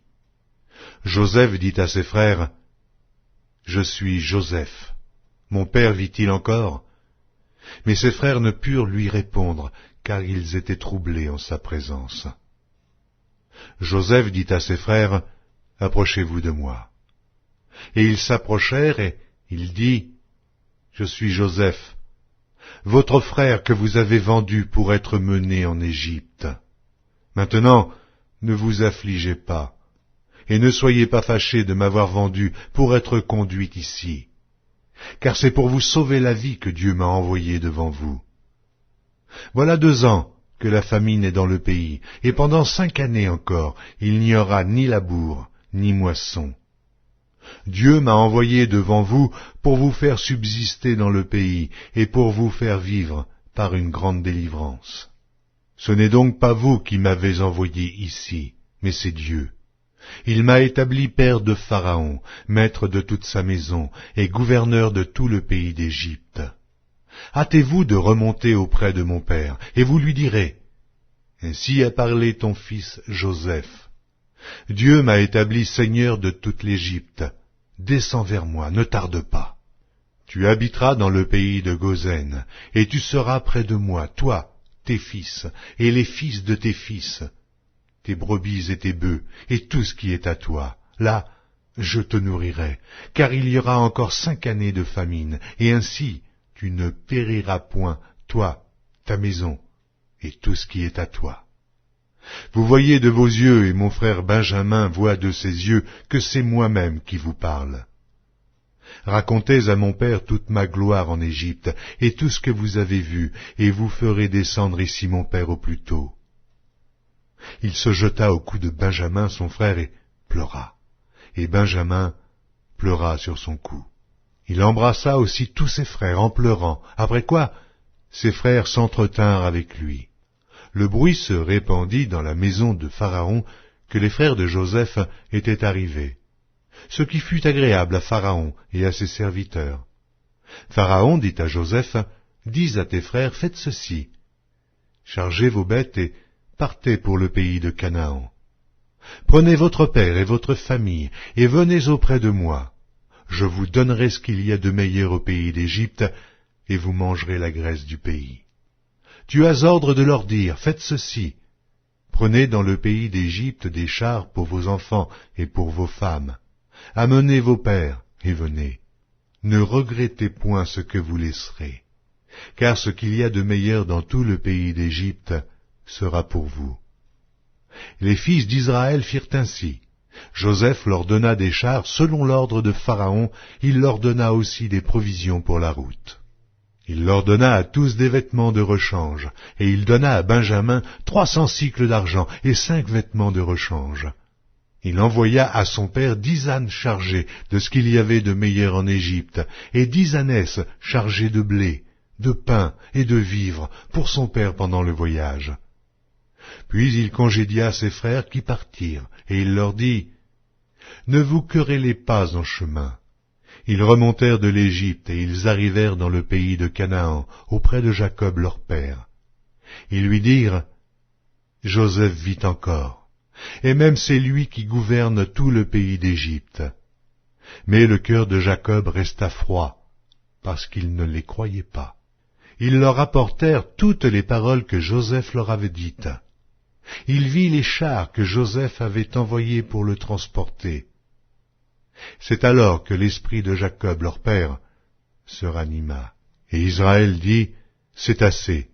Joseph, mon fils, vit encore. J'irai, et je le verrai avant que je meure. » La Genèse, chapitre 46. Israël partit avec tout ce qui lui appartenait. Il arriva à Beer-Shéba, et il offrit des sacrifices au Dieu de son père Isaac. Dieu parla à Israël dans une vision pendant la nuit, et il dit, « Jacob, Jacob. » Israël répondit, « Me voici. » Et Dieu dit, « Je suis le Dieu de ton père, ne crains point de descendre en Égypte, car là je te ferai devenir une grande nation. Moi-même je descendrai avec toi en Égypte, et moi-même je t'en ferai remonter, et Joseph te fermera les yeux. » Jacob quitta Beer-Shéba, et les fils d'Israël mirent Jacob, leur père, avec leurs enfants et leurs femmes, sur les chars que Pharaon avait envoyés pour les transporter. Ils prirent aussi leurs troupeaux et les biens qu'ils avaient acquis dans le pays de Canaan. Et Jacob se rendit en Égypte avec toute sa famille. Il emmena avec lui en Égypte ses fils et les fils de ses fils, ses filles et les filles de ses fils, et toute sa famille. Voici les noms des fils d'Israël qui vinrent en Égypte. Jacob et ses fils, premiers-nés de Jacob, Ruben. Fils de Ruben, Enoch, Palu, Hetzron et Carmi. Fils de Siméon, Jémuel, Jamin, Ohad, Jaquin et Tsochar. Et Saul, fils de la Cananéenne. Fils de Lévi, Gershon, Géhat et Merari. Fils de Juda, Onan, Shéla, Péretz et Zarash. Mais et Onan moururent au pays de Canaan. Les fils de Péretz furent Hetzron et Hamul. Fils d'Issachar, Tola, Puva, Job et Shimron. Fils de Zabulon, Séred, Élon et Jaléel. Ce sont là les fils que Léa enfanta à Jacob à Padam-Aram, avec sa fille Dina. Ses fils et ses filles formaient en tout 33 personnes. Fils de Gad, Sivjon, Agi, Sunni, Etzbon, Éri, Arodi et Arééli. Fils d'Azer, Jimna, Jiva, Jivvi et Beria, et Sérach leur sœur, et les fils de Beria, Héber et Malkiel. Ce sont là les fils de Zilpa que Laban avait donnés à Léa sa fille, et elle les enfanta à Jacob, en tout 16 personnes. Fils de Rachel, femme de Jacob, Joseph et Benjamin. Il naquit à Joseph au pays d'Égypte Manassé et Éphraïm, qui lui enfanta Asna, fille de Potiphéra, prêtre d'On. Fils de Benjamin, Béla, Béker, Ashbel, Guéra, Nahamam, Ei, Rosh, Mupim, Upim et Ard. Ce sont là les fils de Rachel qui naquirent à Jacob, en tout 14 personnes. Fils de Dan, Ushim. Fils de Nephtali, Jatseel, Guni, Jetzer et Shilem. Ce sont là les fils de Bila, que Laban avait donnés à Rachel, sa fille, et elle les enfanta à Jacob, en tout 7 personnes. Les personnes qui vinrent avec Jacob en Égypte et qui étaient issues de lui étaient au nombre de 66 en tout, sans compter les femmes des fils de Jacob. Et Joseph avait 2 fils, qui lui étaient nés en Égypte. Le total des personnes de la famille de Jacob qui vinrent en Égypte était de 70.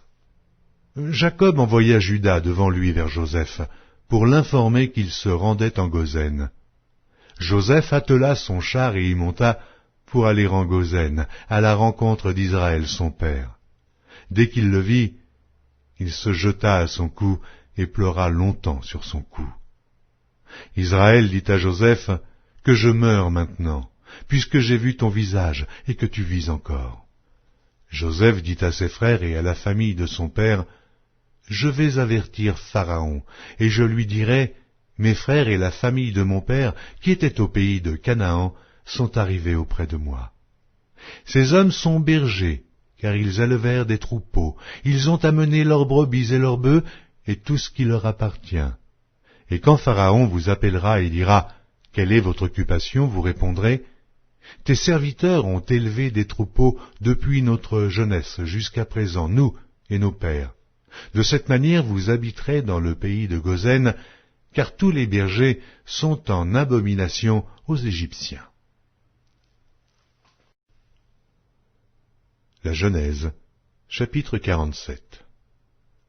Joseph alla avertir Pharaon et lui dit, « Mes frères et mon père sont arrivés du pays de Canaan, avec leurs brebis et leurs bœufs, et tout ce qui leur appartient, et les voici dans le pays de Goshen. » Il prit 5 de ses frères et les présenta à Pharaon. Pharaon leur dit, « Quelle est votre occupation ?»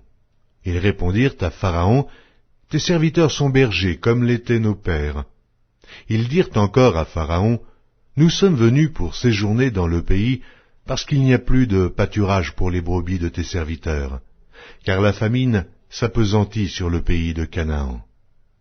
Permets donc à tes serviteurs d'habiter au pays de Goshen. » Pharaon dit à Joseph, « Ton père et tes frères sont venus auprès de toi. Le pays d'Égypte est devant toi. Établis ton père et tes frères dans la meilleure partie du pays. Qu'ils habitent dans le pays de Goshen, et, si tu trouves parmi eux des hommes capables, mets-les à la tête de mes troupeaux. » Joseph fit venir Jacob son père, et le présenta à Pharaon, et Jacob bénit Pharaon. Pharaon dit à Jacob, « Quel est le nombre de jours des années de ta vie ?» Jacob répondit à Pharaon, « Les jours des années de mon pèlerinage sont de 130 ans. Les jours des années de ma vie ont été peu nombreux et mauvais, et ils n'ont point atteint les jours des années de la vie de mes pères durant leur pèlerinage. » Jacob bénit encore Pharaon et se retira de devant Pharaon. Joseph établit son père et ses frères, et leur donna une propriété dans le pays d'Égypte, dans la meilleure partie du pays, dans la contrée de Ramsès, comme Pharaon l'avait ordonné. Joseph fournit du pain à son père et à ses frères, et à toute la famille de son père, selon le nombre des enfants. Il n'y avait plus de pain dans tout le pays, car la famine était très grande. Le pays d'Égypte et le pays de Canaan languissaient à cause de la famine. Joseph recueillit tout l'argent qui se trouvait dans le pays d'Égypte et dans le pays de Canaan, contre le blé qu'on achetait, et il fit entrer cet argent dans la maison de Pharaon. Quand l'argent du pays d'Égypte et du pays de Canaan fut épuisé, tous les Égyptiens vinrent à Joseph en disant, « Donne-nous du pain. Pourquoi mourrions-nous en ta présence? Car l'argent manque. » Joseph dit, « Donnez vos troupeaux, et je vous donnerai du pain contre vos troupeaux, si l'argent manque. » Ils amenèrent leurs troupeaux à Joseph, et Joseph leur donna du pain contre les chevaux, contre les troupeaux de brebis et de bœufs, et contre les ânes. Il leur fournit aussi du pain cette année-là, contre tous leurs troupeaux. Lorsque cette année fut écoulée, ils vinrent à Joseph l'année suivante et lui dirent, « Nous ne cacherons point à mon seigneur que l'argent est épuisé, et que les troupeaux de bétail ont été amenés à mon seigneur. Il ne reste devant mon seigneur que nos corps et nos terres. Pourquoi mourrions-nous sous tes yeux, nous et nos terres? Achète-nous avec nos terres contre du pain, et nous appartiendrons à mon seigneur, nous et nos terres. Donne-nous de quoi semer, afin que nous vivions, et que nous ne mourrions pas, et que nos terres ne soient pas désolées. » Joseph acheta toutes les terres de l'Égypte pour Pharaon, car les Égyptiens vendirent chacun leur champ, parce que la famine les pressait, et le pays devint la propriété de Pharaon. Il fit passer le peuple dans les villes d'un bout à l'autre des frontières de l'Égypte. Seulement, il n'acheta point les terres des prêtres, parce qu'il y avait une loi de Pharaon en faveur des prêtres, qui vivaient du revenu que leur assurait Pharaon. C'est pourquoi ils ne vendirent point leurs terres. Joseph dit au peuple, « Je vous ai acheté aujourd'hui avec vos terres pour Pharaon. Voici pour vous de la semence, et vous pourrez ensemencer le sol. À la récolte, vous donnerez un 5e à Pharaon, et vous aurez les 4 autres parties pour ensemencer les champs, et pour vous nourrir avec vos enfants, et ceux qui sont dans vos maisons. » Ils dirent, « Tu nous sauves la vie, que nous trouvions grâce aux yeux de mon Seigneur, et nous serons esclaves de Pharaon. » Joseph fit de cela une loi qui a subsisté jusqu'à ce jour, et d'après laquelle 1/5 du revenu des terres de l'Égypte appartient à Pharaon. Il n'y a que les terres des prêtres qui ne soient point à Pharaon. Israël habita dans le pays d'Égypte, dans le pays de Goshen. Ils eurent des possessions, ils furent féconds et multiplièrent beaucoup. Jacob vécut 17 ans dans le pays d'Égypte, et les jours des années de la vie de Jacob furent de 147 ans.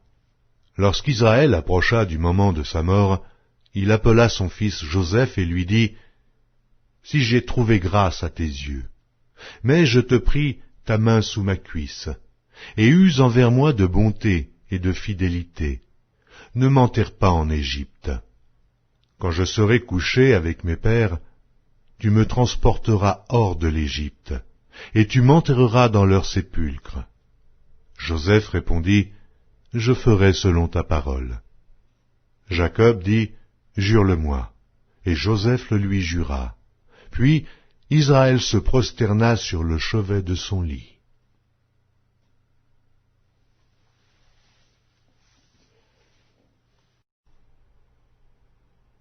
La Genèse, chapitre 48. Après ces choses, l'on vint dire à Joseph, « Voici, ton père est malade. » Et il prit avec lui ses 2 fils, Manassé et Éphraïm. On avertit Jacob et on lui dit, « Voici ton fils Joseph qui vient vers toi. » Et Israël rassembla ses forces et s'assit sur son lit. Jacob dit à Joseph, « Le Dieu Tout-Puissant m'est apparu à Luz, dans le pays de Canaan, et il m'a béni. Il m'a dit, « Je te rendrai fécond, je te multiplierai, et je ferai de toi une multitude de peuples. Je donnerai ce pays à ta postérité après toi, pour qu'elle le possède à toujours. Maintenant les 2 fils qui te sont nés au pays d'Égypte, avant mon arrivée vers toi en Égypte, seront à moi. Éphraïm et Manassé seront à moi, comme Ruben et Siméon.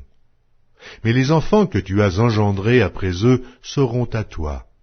Ils seront appelés du nom de leur frère dans leur héritage. » À mon retour de Padam, Rachel mourut en route auprès de moi, dans le pays de Canaan, à quelque distance d'Éphrata, et c'est là que je l'ai enterrée, sur le chemin d'Éphrata, qui est Bethléem. Israël regarda les fils de Joseph et dit, « Qui sont ceux-ci » Joseph répondit à son père, « Ce sont mes fils que Dieu m'a donnés ici. » Israël dit, « Fais-les, je te prie, approcher de moi pour que je les bénisse. » Les yeux d'Israël étaient appesantis par la vieillesse, il ne pouvait plus voir. Joseph les fit approcher de lui, et Israël donna un baiser et les embrassa.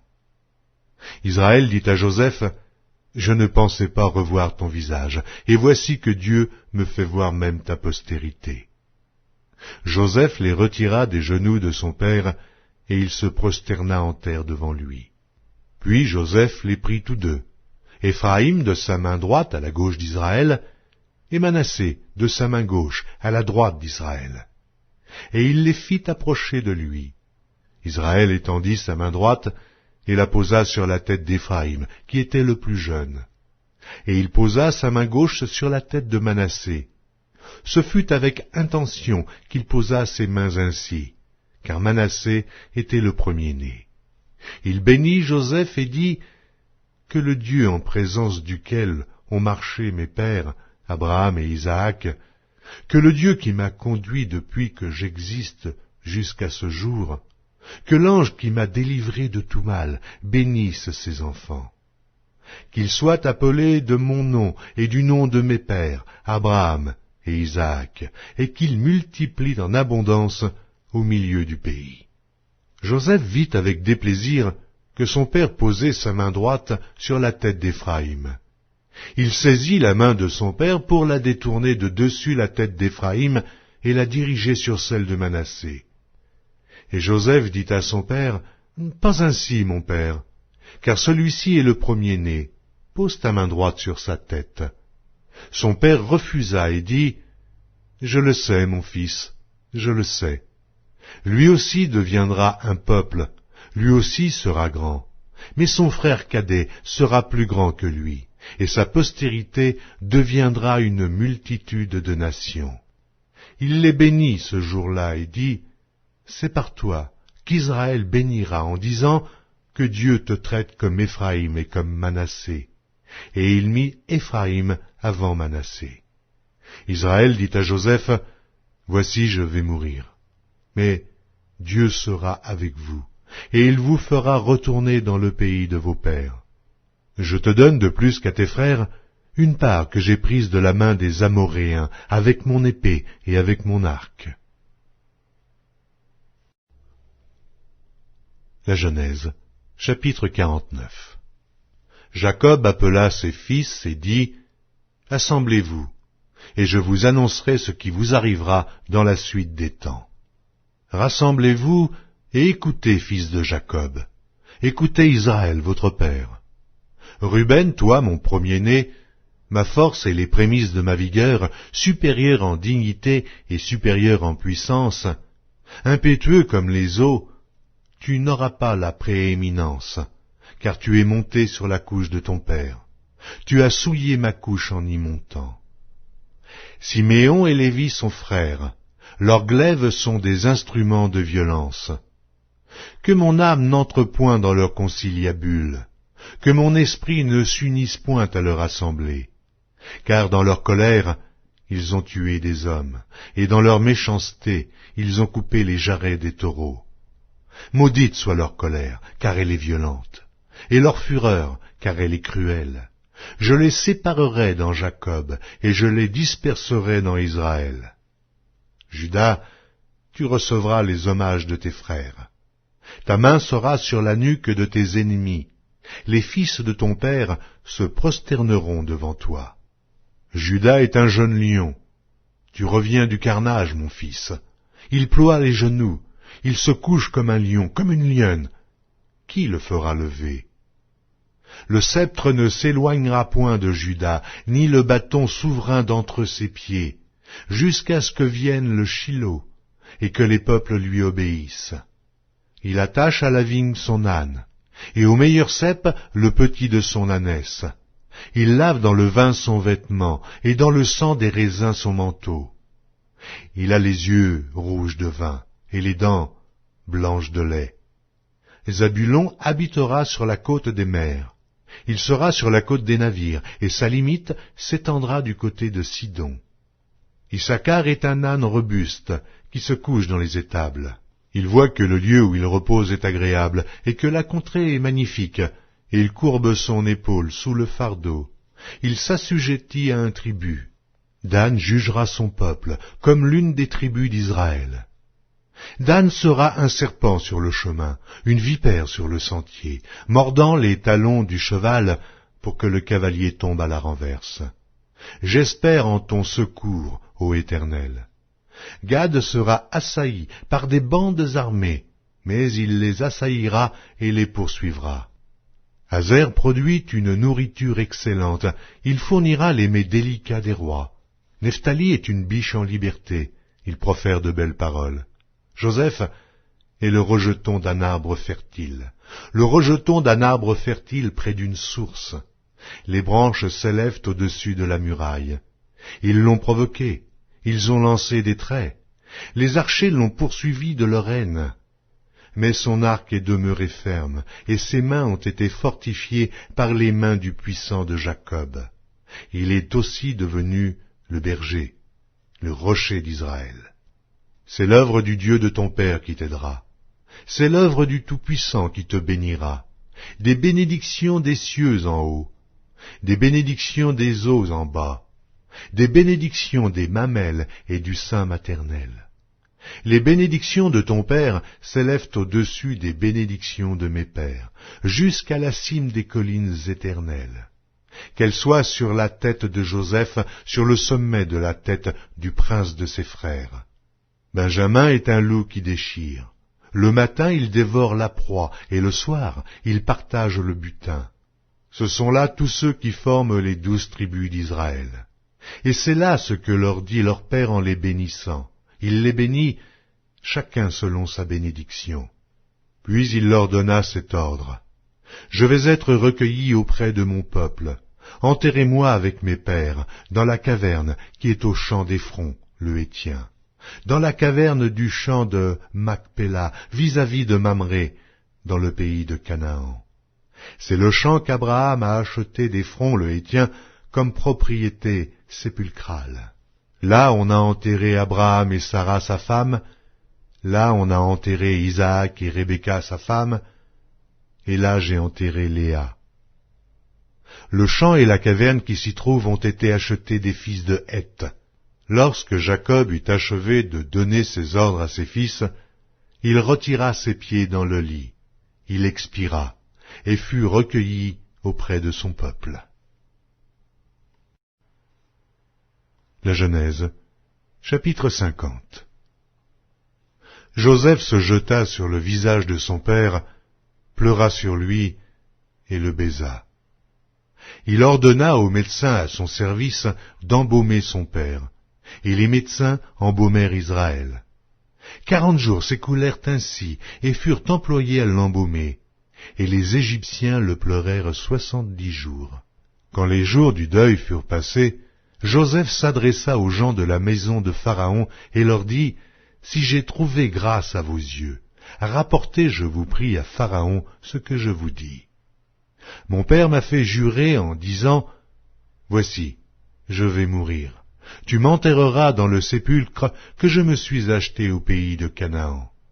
Je voudrais donc y monter pour enterrer mon père, et je reviendrai. » Pharaon répondit, « Monte, et enterre ton père comme il te l'a fait jurer. » Joseph monta pour enterrer son père. Avec lui montèrent tous les serviteurs de Pharaon, anciens de sa maison, tous les anciens du pays d'Égypte, toute la maison de Joseph, ses frères et la maison de son père. On ne laissa dans le pays de Goshen que les enfants, les brebis et les bœufs. Il y avait encore avec Joseph des chars et des cavaliers, en sorte que le cortège était très nombreux. Arrivés à l'ère d'Atad, qui est au-delà du Jourdain, ils firent entendre de grandes et profondes lamentations. Et Joseph fit en l'honneur de son père un deuil de 7 jours. Les habitants du pays, les Cananéens, furent témoins de ce deuil dans l'ère d'Atad, et ils dirent, « Voilà un grand deuil parmi les Égyptiens. » C'est pourquoi l'on a donné le nom d'Abel Mitzraïm à cette ère, qui est au-delà du Jourdain. C'est ainsi que les fils de Jacob exécutèrent les ordres de leur père. Ils le transportèrent au pays de Canaan et l'enterrèrent dans la caverne du champ de Macpéla, qu'Abraham avait acheté d'Éphron, le Héthien, comme propriété sépulcrale qui est vis-à-vis de Mamré. Joseph, après avoir enterré son père, retourna en Égypte avec ses frères et tous ceux qui étaient montés avec lui pour enterrer son père. Quand les frères de Joseph virent que leur père était mort, ils dirent, « Si Joseph nous prenait en haine, et nous rendait tout le mal que nous lui avons fait. » Et ils firent dire à Joseph, « Ton père a donné cet ordre avant de mourir. Vous parlerez ainsi à Joseph. Oh, pardonne le crime de tes frères et leurs péchés, car ils t'ont fait du mal. Pardonne maintenant le péché des serviteurs du Dieu de ton père. » Joseph pleura en entendant ces paroles.